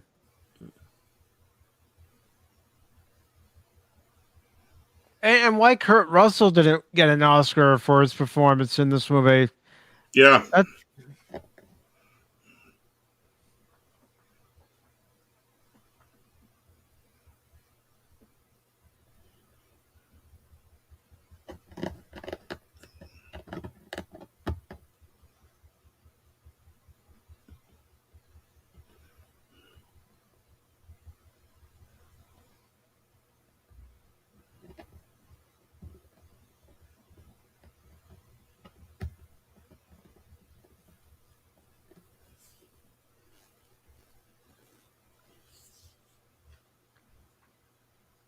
La Whoopa. Whatever do you mean? Hello, sorry I'm late. That's all right. I can get you the timestamp where we're at right now. I'm going to post it in the private. The private. There you go, my friend. It's private.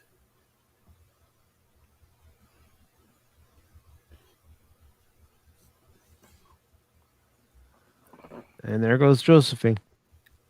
I think it was his oxygen. I think it was his oxygen tank.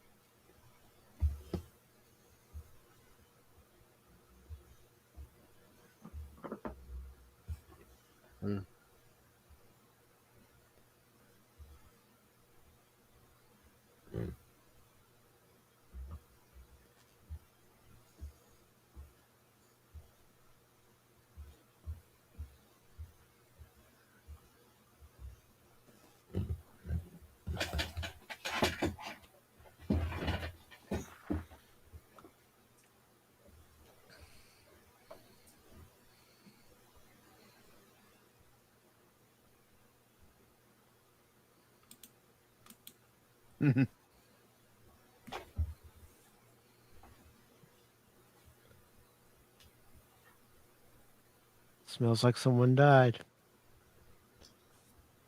And there's going to be a lot more. Oh, yeah.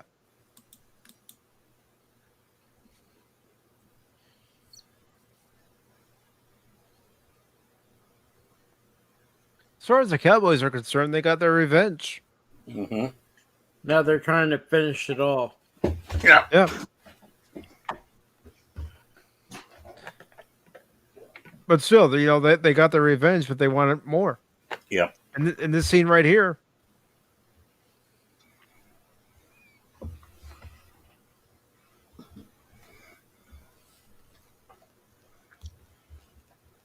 They actually have a statue at this train station on the pier there of Wyatt Earp and Doc Holliday.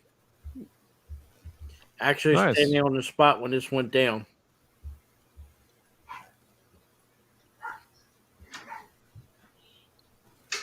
oh,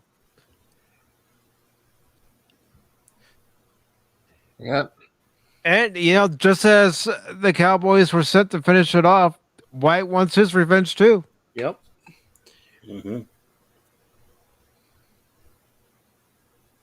And slash him with the spur.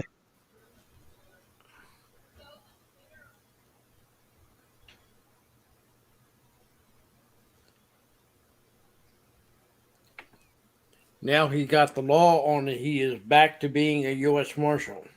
Mm-hmm. Now you have to remember when he's at the OK Corral with his brother Virgil and Morgan, they're only sheriffs of the town. Right. Now they're U.S. Marshal. If they need to call on more marshals, or even if Wyatt wanted to go to the United States Army at the time, he could ask for the U.S. Army to help him. Yep. I mean, nowadays U.S. Army can't interfere with civilian law unless the president says so. But at that time, he could request aid from the United States Army. So that's the power of the badge. Yep. And you have to remember, there's no FBI at this time. Nope.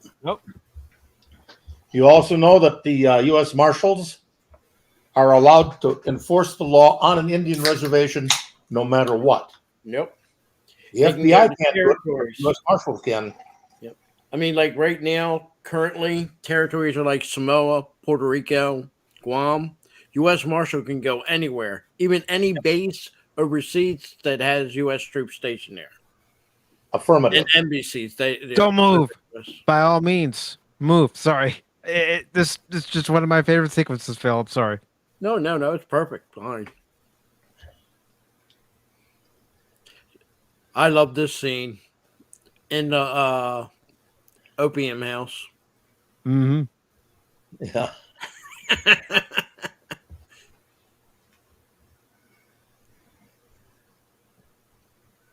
Oh, Pipe now, you dream. have to remember, at this time, the Cowboys, Behan gives them county badges. Yep. Yeah. So now you have law enforcement against law enforcement. Mm-hmm. Uh-huh.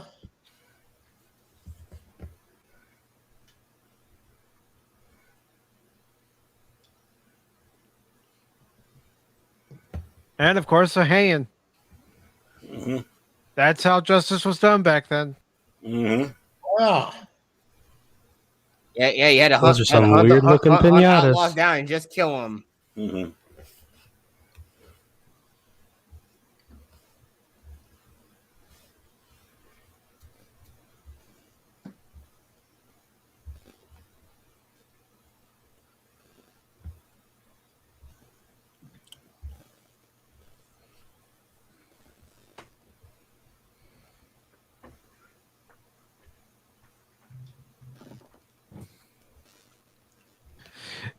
Powers Booth as Curly Bill is a villain you love to hate. Mm-hmm.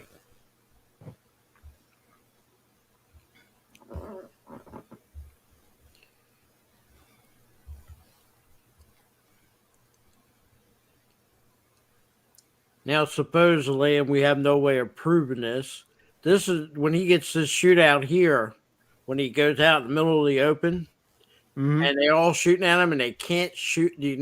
Nothing seems to be hitting him. Supposedly, that really happened. They have the jacket or the trench coat where you see nothing but bullets, but none of them bullets hit him. And they speculate the reason being, when people are shooting, like on a move like they are, it's hard for them to hit a stationary target. And you would think that, I mean, in today's world, a stationary target, you're dead. But back then, people just sometimes just shoot and not really care about the aim. The other thing about it, too, is that he had that coat on, and it's flopping. Where are your eyes naturally going to go to? Where it's flopping. Right, and that's where you're going to shoot.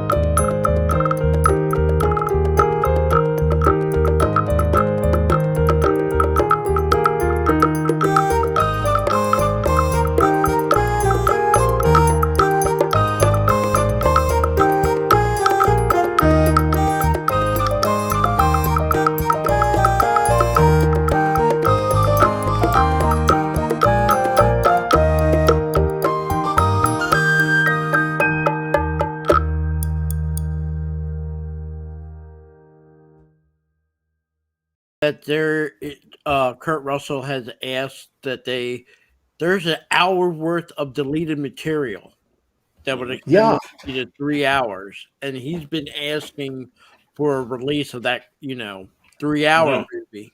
But Namathon. I'd go see it. I would go see it in a heartbeat. Yeah, just have an intermission. That's all I have to ask for. Yeah. Or if you're not going to release it in theaters, at least on video. 30th anniversary coming up next year. Release it on the 30th anniversary edition. Yep. Yeah, this is what they're talking about. This is how they want to present anyone who wears glasses as like seriously as like when I'm guessing.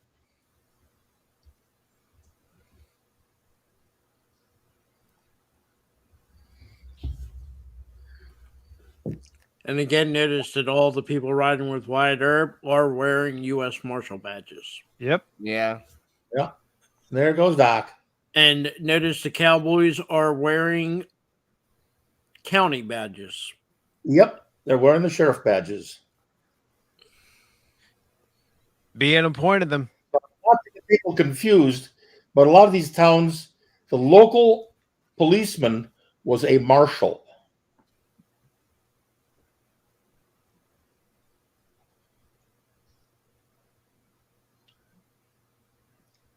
They had town marshals. Mm-hmm. Yeah, Marshal White was the town marshal. Right. It's nice to see Moses is still in the desert.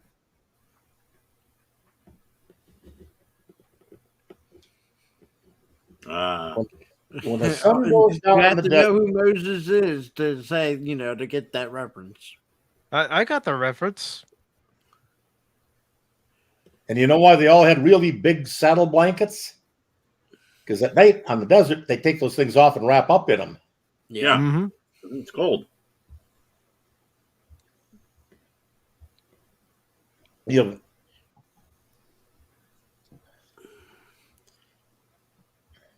And if I'm correct, I believe, is it this or was it the remake Planet of the Apes, the last Charlton Heston movie? If it's, I think it's the remake that's the last one. Mhm. But this was on his cameo appearance to style towards the end of his career. Yeah. Well, he was also in True Lies. Yep. yeah. Was wide surprised to see Josephine. Mm-hmm. Hamana, hamana, hamana. Hey, Yeah. Dana Delaney's hamina, hamina, hamina. Yeah. Yeah.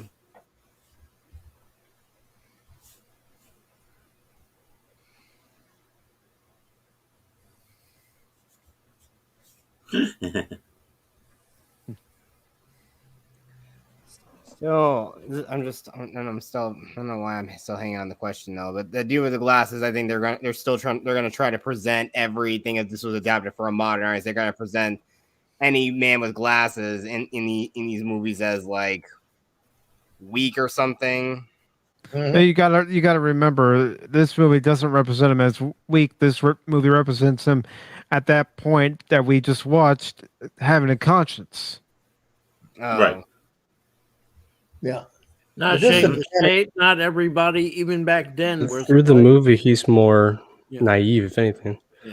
Mhm. Let's Yeah. just say, not everybody, even back then, contrary to everyone's belief about the West, not everybody was a fighter. No. No. Yeah, that's true. And one of the things, with a guy with glasses back then, the big disadvantage is if you lost your glasses somewhere along the line, you may not be able to function properly to defend yourself or others. Yep. Yeah, that's true. So, which is one of the reasons why they made a lot of fun with people having glasses. Hell, people are still made fun of for having glasses today, most of the time. And of course, this scene with McMaster is being dragged to death.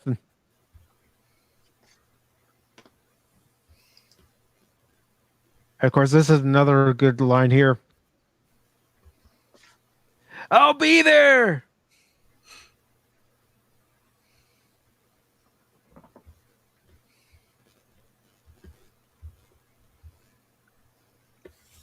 Don't piss Kurt Russell off. That's all I got to say. Mm-hmm. And you remember what happened to old man Clanton, don't you? What happened to him? He was the guy that was running the Clanton family. But unfortunately for him, he and the others were down south of the border, rustling some cattle down there. Down And the Mexico way. And they hung him. Which then put Ike as the supposed head of the family. Yep. Mm-hmm. And there was a lot of fighting over that one because Curly Bill Brocious didn't like it. He didn't think he had to take orders from Ike. Yep. And this is a good scene between Val Kilmer and Kurt Russell.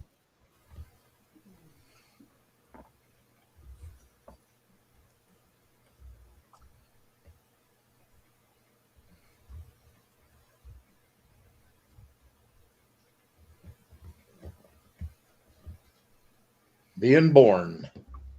Mm-hmm.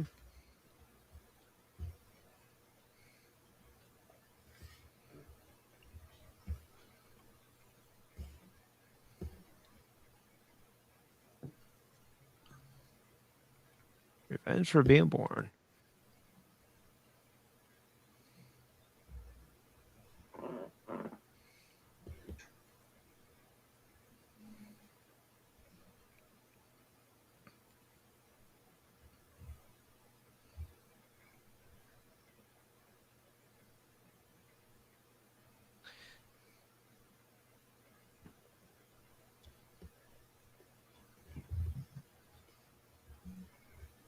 Again, it's a shame that neither gentleman won an Academy Award. I know. I put it up there with Johnny Depp not winning it for Captain Jack Sparrow. Yeah. He deserved that. Yeah, I feel like Val Kilmer, 100%. That's hard to find a better performance, especially with the he has to act that he's sick the whole time, and he does a pretty dang convincing job of it. Yeah. Oh yeah. I will say this is the last, for me, the last great movie that Disney made. This to me was Disney where Walt could say, "This is my movie." You know, after this, it's never been the same. Yeah, because a lot of people forget that both Tombstone Pictures, not Tombstone, Touchstone. I'm sorry about that. Tombstone's on my mind. Watching Tombstone, but Touchstone and Hollywood Pictures were, and I guess you could say still are, under the Disney umbrella. Yeah. Yes. And I take there's only one other series of movies from Disney that I would say matches the Walt time besides this would be the Pirates of the Caribbean. Other than that, I haven't been impressed with Disney in the last 30 years. Ironically enough, the only one of the Pirates film I actually went to go see in theaters was the third one at World's End.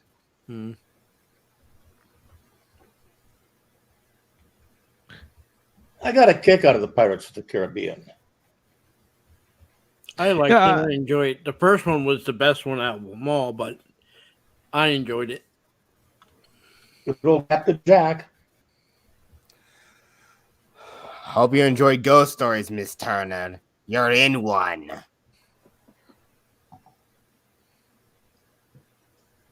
Well, I didn't think you had it in you. I just like to look at shock when he realizes it's Doc. Fight's not with you, Holiday. Well, I beg to differ. You look like somebody just walked over your grave. Fight's not with you, Holiday. I beg to differ, sir. We started a fight we never got to finish. Play for blood, remember? I was just fooling. I wasn't. The little smile he has. It's illegal.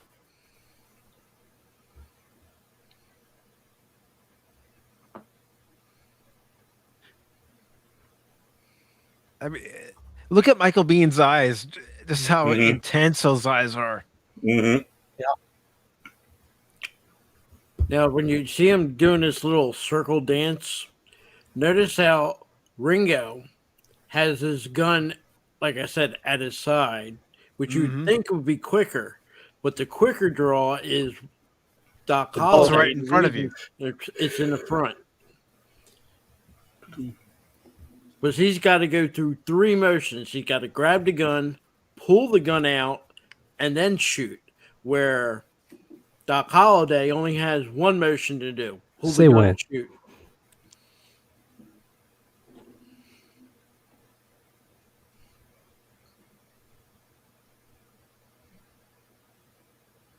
And the little tap of the handle.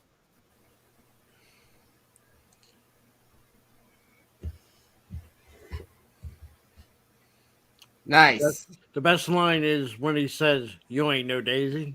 You ain't no You ain't no Daisy. You ain't no Daisy at all."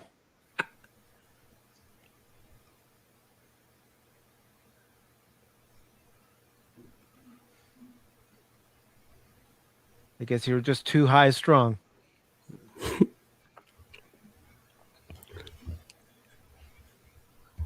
Too late, White. It seems job's done. I wasn't quite as sick as I made out. In real life, he is buried where he fell and where they found him. But again, they don't know who was the one who shot him. if it was Doc Holliday, Wyatt Earp, or it could have been one of the other people that rode with Wyatt Earp. Mm-hmm. Or even one of the Ambrosius gang. Yep. Yeah, it They could have had been big- his own people. Yeah, they had a big rip amongst themselves, remember? Yeah. All they know is that, like Baron was saying about his gun was empty, both his guns, and I didn't. where they found them. Me, I'm the one. Oh yes, And then the other part about it that they got wrong is they actually found him leaning up against a cactus. right. He was in a sitting position with his back against the cactus.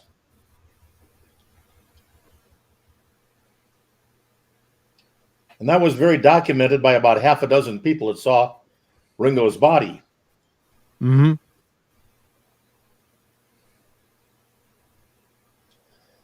Now, I don't know if they ever show it, but for a while there, after Ringo was dead and buried, they had his star on the grave marker.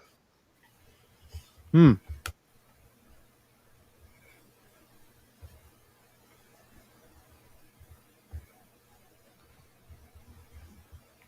And of course, Ike is going out of Arizona territory into New Mexico territory.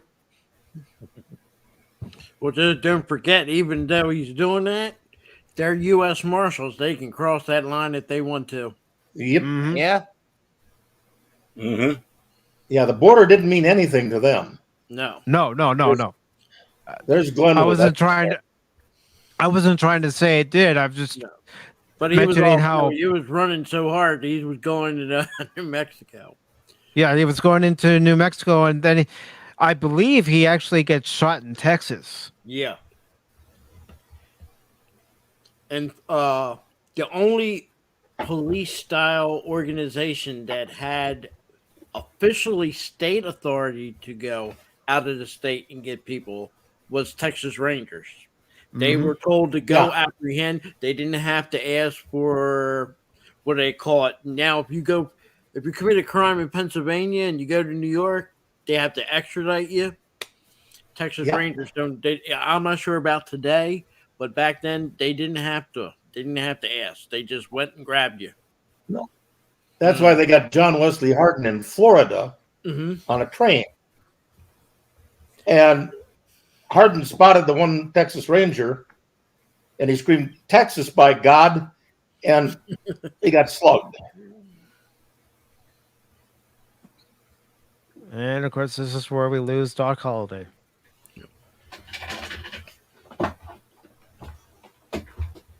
And the reference he does make on his bed when you see him leave and he looks down at his feet, he was surprised that he went through life and the things he did, and he came out with 10 toes and 10 fingers.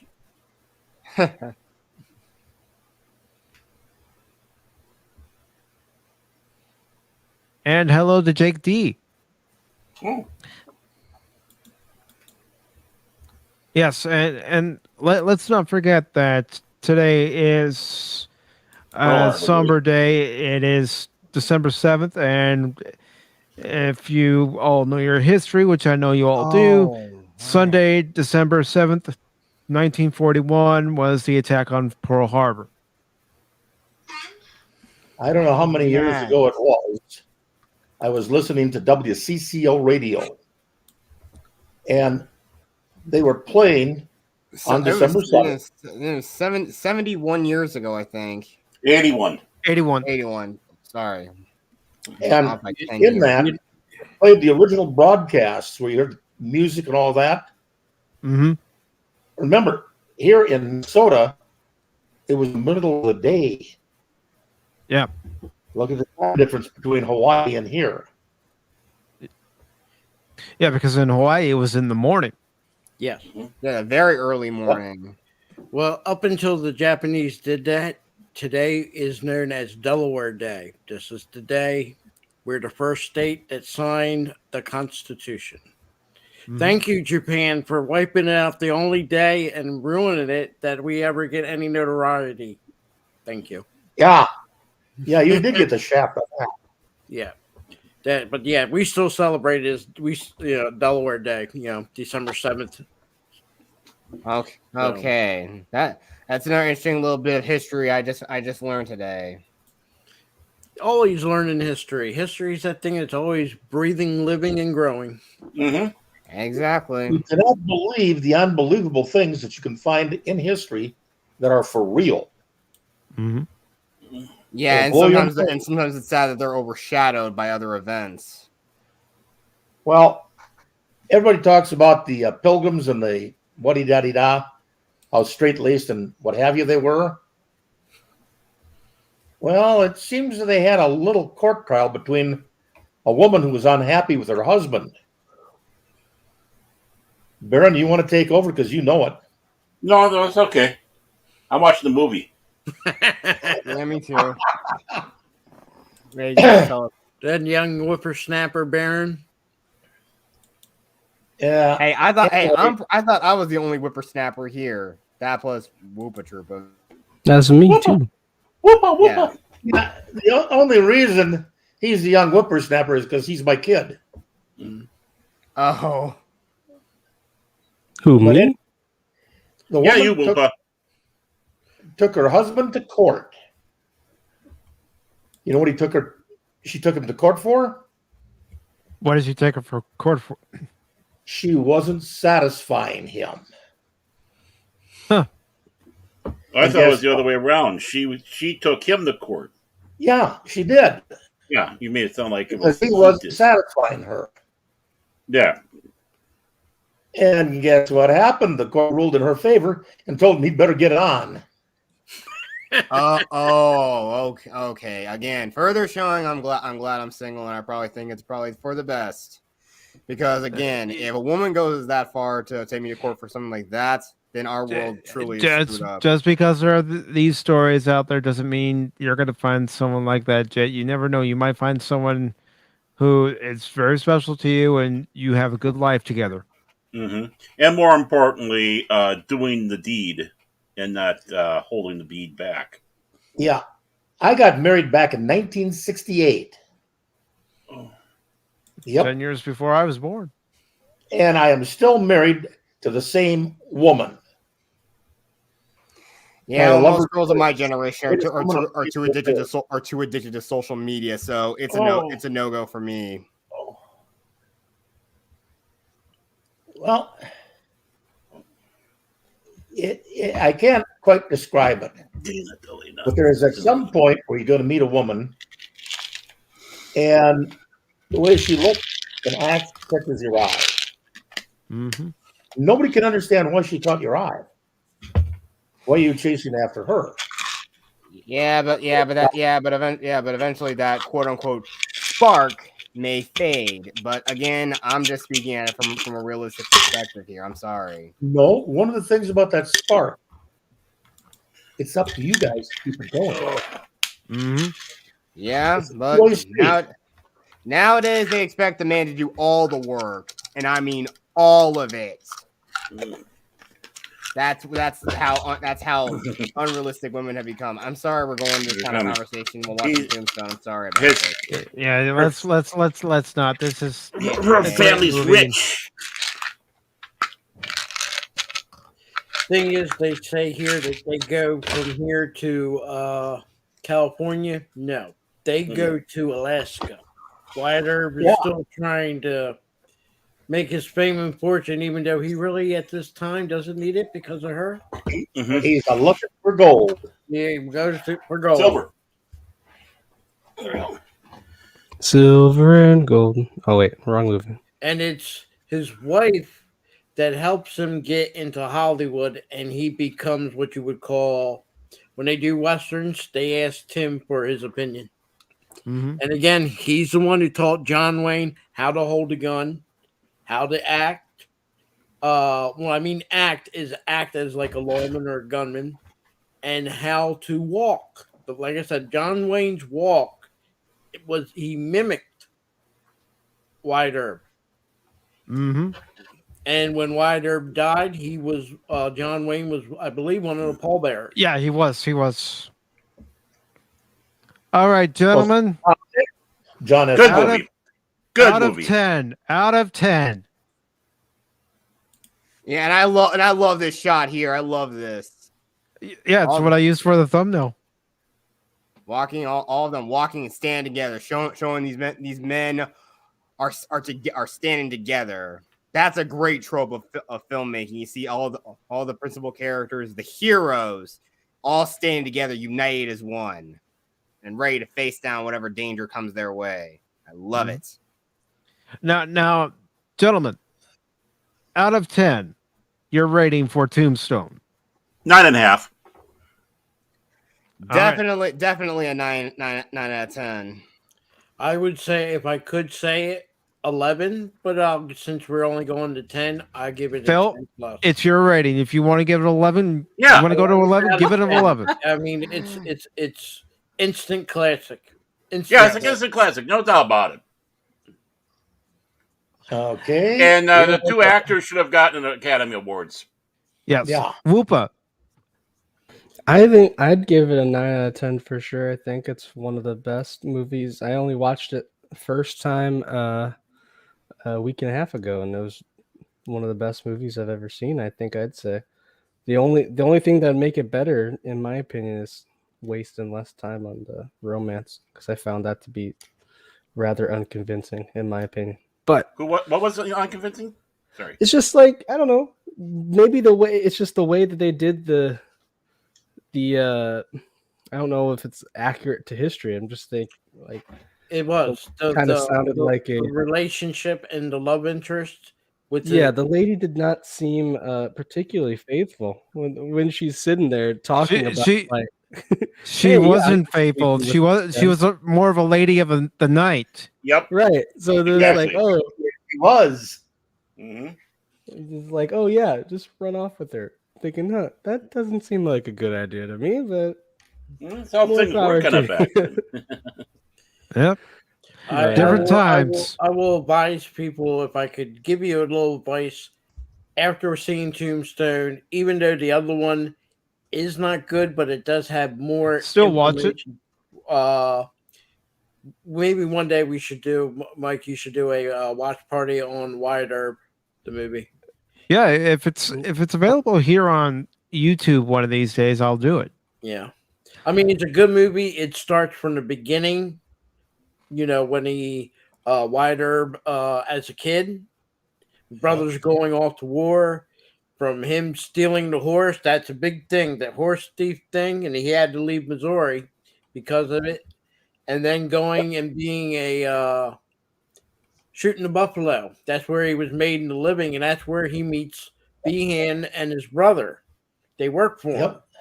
And then they end up becoming lawmen in Deadwood, and then they go to Dodge. And that's, like I said, the Behan brothers were with them every step of the way up until Dodge. And that's where one of the brothers gets killed. The other one ends up going to Tombstone. After a little while, the Herbs, three brothers, decide they're going to go to California with the dad and the one brother. Again, I don't know. Newt, I know for a fact, went to California. James, I do not know what happened to him.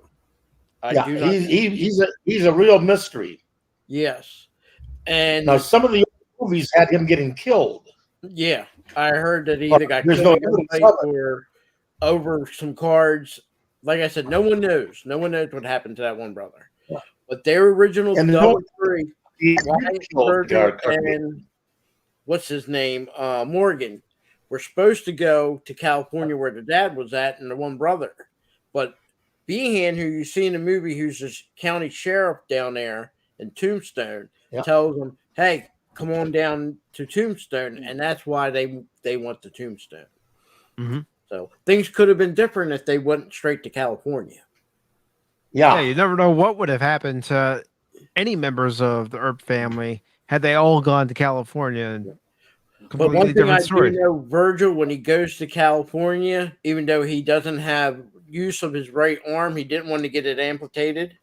Ended up becoming a sheriff out there in one of the towns in California. Yeah, he did. So he stayed in law enforcement. Well, and back Nice. then, I mean, it's not as because that's the late 1800s. Medicine wasn't super great, and that's Yeah, exactly. going It back wasn't. I to mean, see World how War messy it was One. They say trying to get more the people arm out. died from from their treatments than they did Yes. actually from Well, war. don't yeah. forget, Virgil and Newt and James were in the Union Army during the Civil War. Virgil went through the whole Civil War, never got injured, never got shot, never got hit. And then he unfortunately goes to Tombstone. You know, can you imagine going through a war? And you got to remember, this ain't like our way we fight today. They're standing shoulder to shoulder against people on the other side, shoulder to shoulder, saying, "Shoot me, and I'm going to shoot you." You know, you're almost guaranteed to get hit. So how he Volley managed, fire.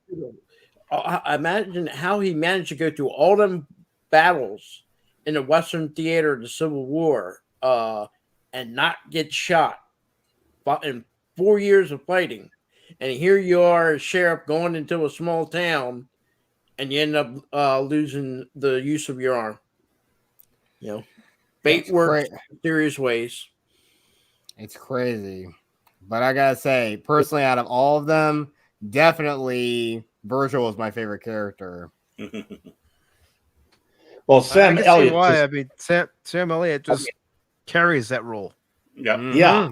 Yeah, this is two straight Sam Elliott movies you've watched here, Pacific. Yeah, it is. On my opinion of this movie, Mhm.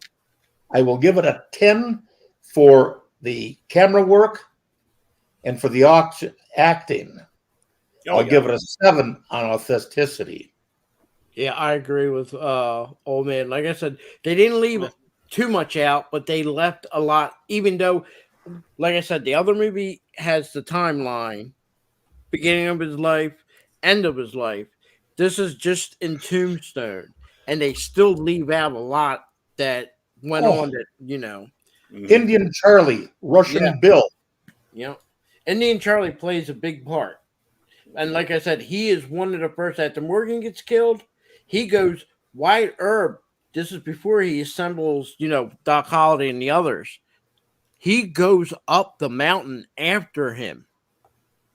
I mean, give it to, like I said, this Indian thought, if I go far away and high enough, he is never coming after me. Wyatt Earp goes up there. And that's one of the first people he gets on. He kills in the revenge that he won on that revenge run. So, Russian Bill was absolutely, totally the most unique character in there. Mhm. First of all, he got the name Russian Bill because he was Russian. 2, he fired the Smith & Wesson Russian model. And in shooting competition, they laid bottles on the side.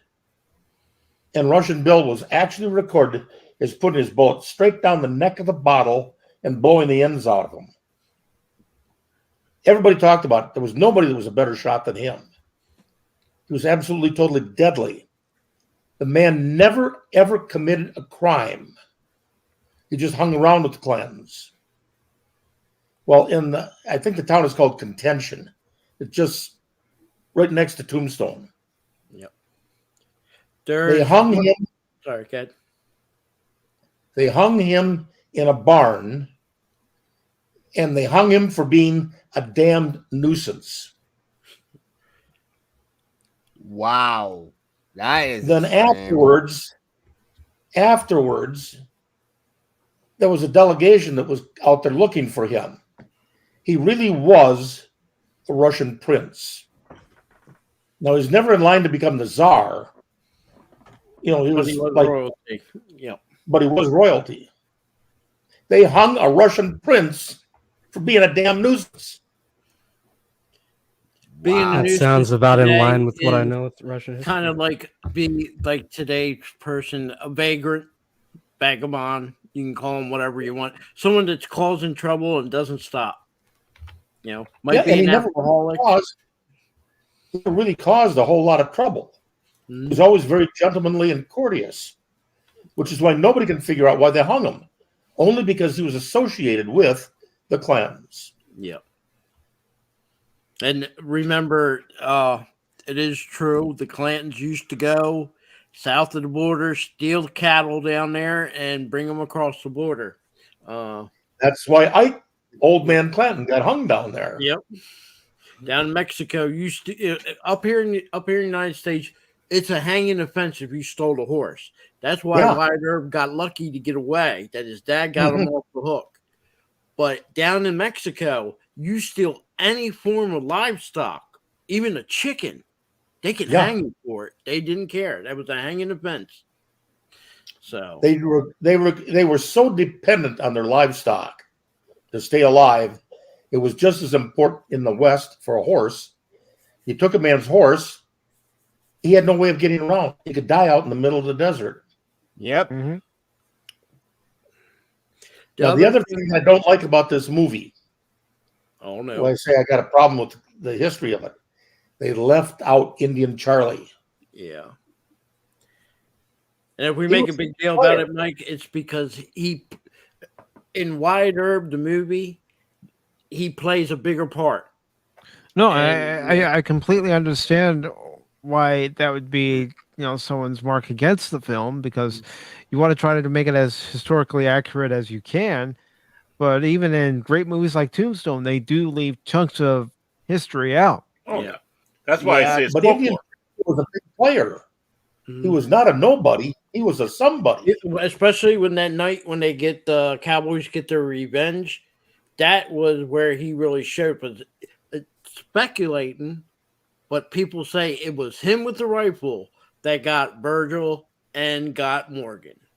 The other ones were just looking out and saying they're down here, they're here, because Virgil didn't get shot with a pistol. That was not a pistol, and his brother. Depending on who you ask, which we don't have no way of proving, it was either a rifle or a shotgun. Yeah. And then, of course, Indian Charlie, when he's on the run, he's on that slope or whatever. He's crawling up one side. Earp's crawling up the other side. Indian Charlie comes right across the front of him, and Earp's got that shotgun. Yep. And he let him have both barrels in the head. Well, gentlemen, I'm going to go here. I got some stuff I do. It was fun. I'm glad I saw this film, and I'll be talking to all of you later. Yep. Yes.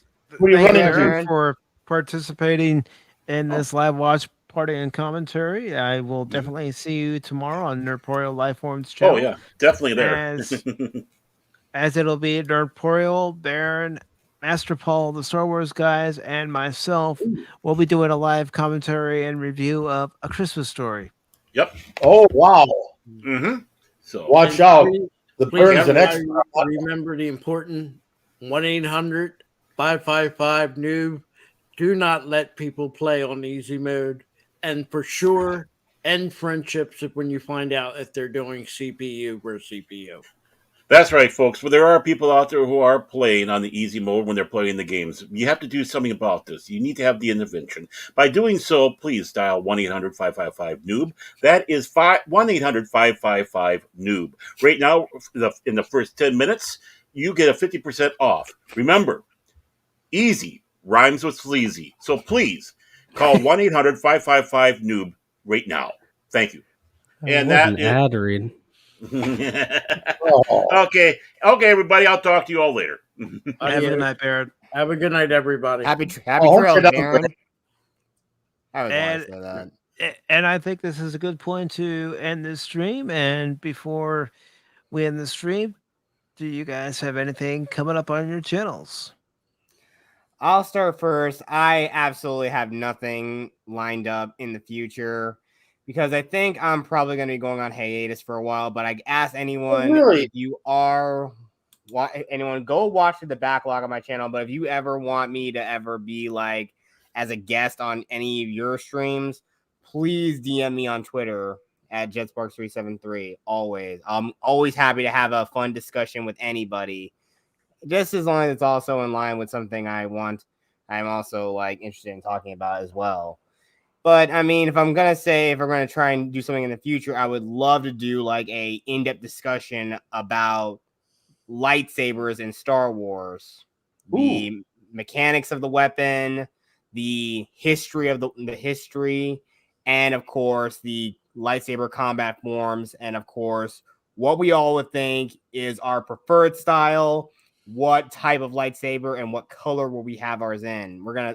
I'd love to have everyone discuss with it about me, and I really want to have some deep lore experts with me on that on that stream at some point in the future. So there you go. Like I said, this will happen at some point in the future, sometime next year, hopefully. Okay. Well, Jet, I'll tell you one thing. You are the greatest guy to have around, and I love having you around. Thank you. All right. Whoopa Troopa. Is there anything coming up on your channel or anything you have planned in the future?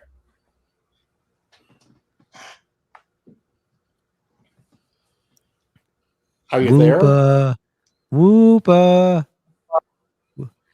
Did the Ivy Hey, are you guys there? Can you hear me? Whoompa? I can hear you now. I can hear you now, brother. I can hear you now. Okay, right when I started talking to my internet, it knew. But I don't really have much going on yet. I was gonna try and get some Pokemon videos out quickly, but that does not seem likely. So I don't know. I'm just kind of here. I'm here to be a guest on Pacific's channel. Yeah. As a matter of fact, this Friday at 8 p.m. Eastern, Whoopa and I will be talking about the recently completed winter meetings of Major League Baseball. There were a lot of deals that happened throughout Major League Baseball as far as free agency was concerned.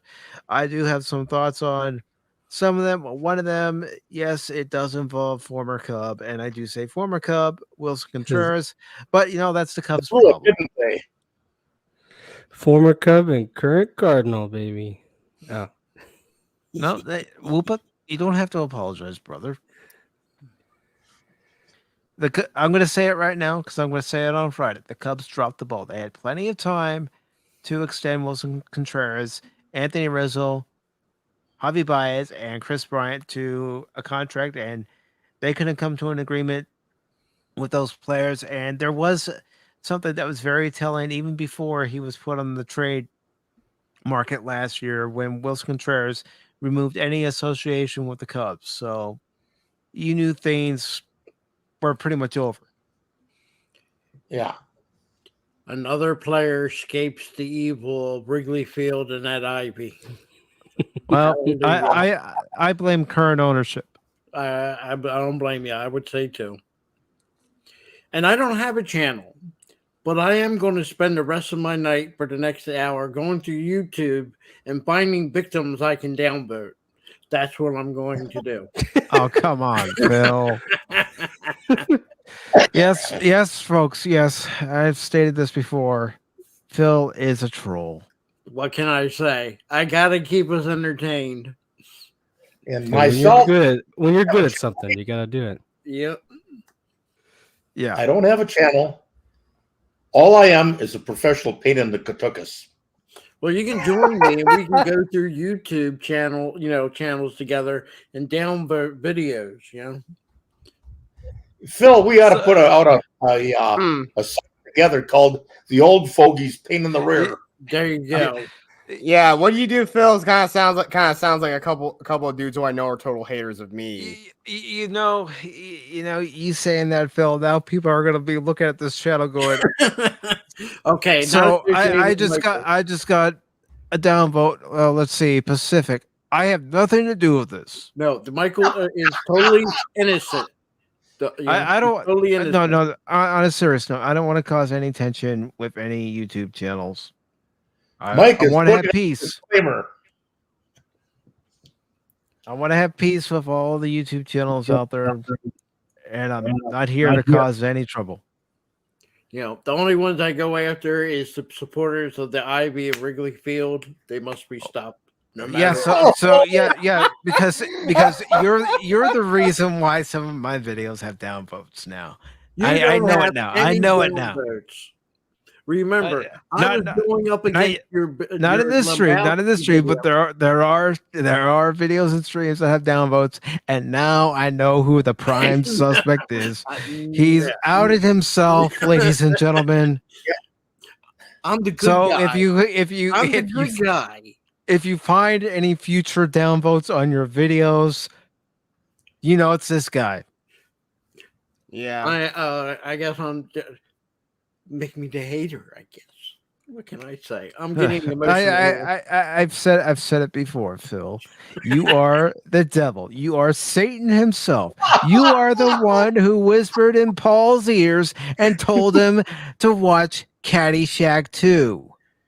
Paul believed you. Oh. What can I say? Look. You know, I'm not saying Paul's a weak person, but I only made a suggestion. He just followed through with it. I can't. A mild suggestion, perhaps. You know, if you're you're going down the road and someone tells you to stop, you stop. You know, but sometimes you get some people they don't want to stop, and lo and behold, you go watch Caddyshack 2. What can I tell you? You know? Yeah, but and you know what, Phil? Your reaction when we did that stream after Paul saw Caddyshack 2, which he should have joined Cash and I on our Cobra Kai stream. Your reaction, you were acting like a demon. I couldn't help myself because guess what? We were watching it. You know? Yeah. You guys were, but Cash and I were the smart ones. You guys. But I never laughed so doggone hard in my life watching that. And hold up. Who also Red Sonja and Conan, Mr. Cash Money and Mike, they weaseled their way out of it. I was doing my own streams at the time. Paul knew that. I was playing Evil West. I will take chances and watch something. I'll watch a movie one time. I'll give a movie one chance. But what I will not stand for is people that kill vampires. Vampires' lives matter. It's very, gunning them down never caught and did anything good. Vampires have their lives matter. Folks, all I'm gonna say is I highly recommend Evil West. I highly recommend Evil West. You need to play it. Not on easy mode. I don't play any game on easy mode. But we got to spread the word to stop people. You know, the easy mode has to stop. Yeah, and besides, I've said it. I said it when I actually did play a game on easy mode. It's because I got my ass kicked by the final boss several times. But you learned from it, and then you were able to put it on the other mode. Yeah. Unlike Paul, who plays the entire game of Kingdom Hearts on easy mode. Batman Arkham City. Easy mode. Here's one. The last video game I played was Smurfenstein. Smurfenstein. I never heard that game. Look it up. Oh, I love that one. That's the best one yet. I forget the name of this dog. McGruff the crime dog. The crime hound. Yep.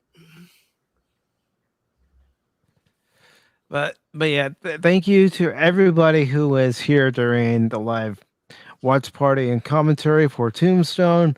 Thank you, Kathy Skywalker, for being here. You didn't greatly appreciate it. What did she write above that? I see it.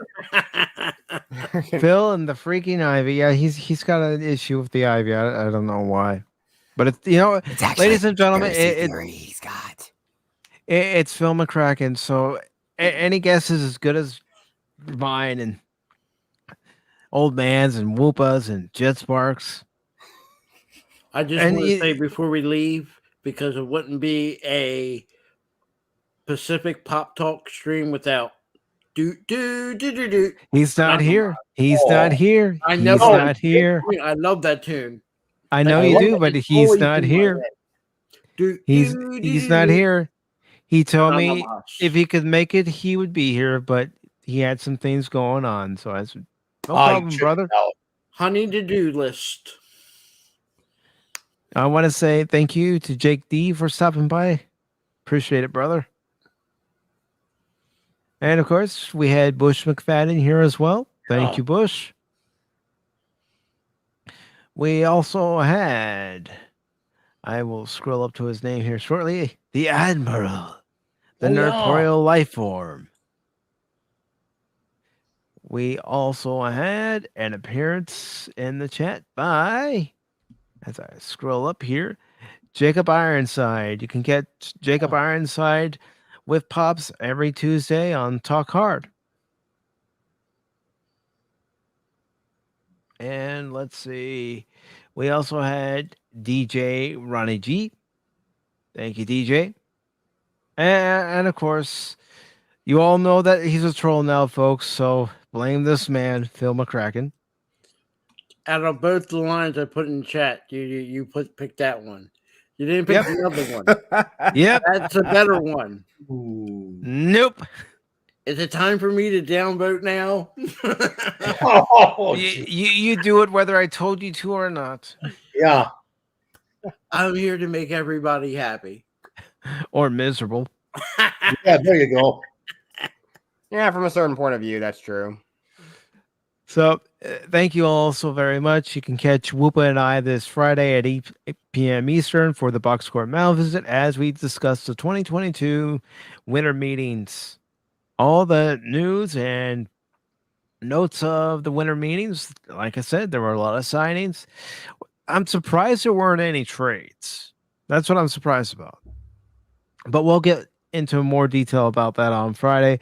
But thank you all very much. Hope you liked what you saw here. And I hope you watched the movie along with us. If you did, thank you very much. If you lurked, thank you very much. Leave it a like. Thank you very much.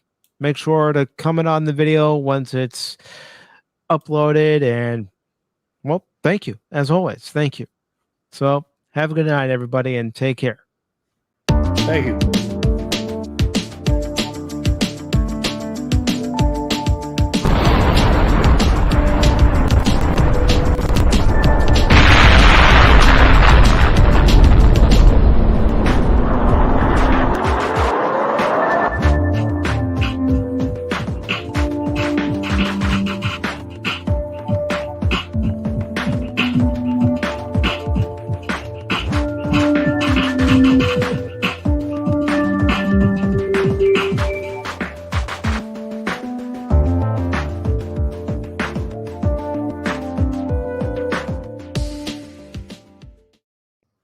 All right. You can go home now. Bye. Bye, everybody.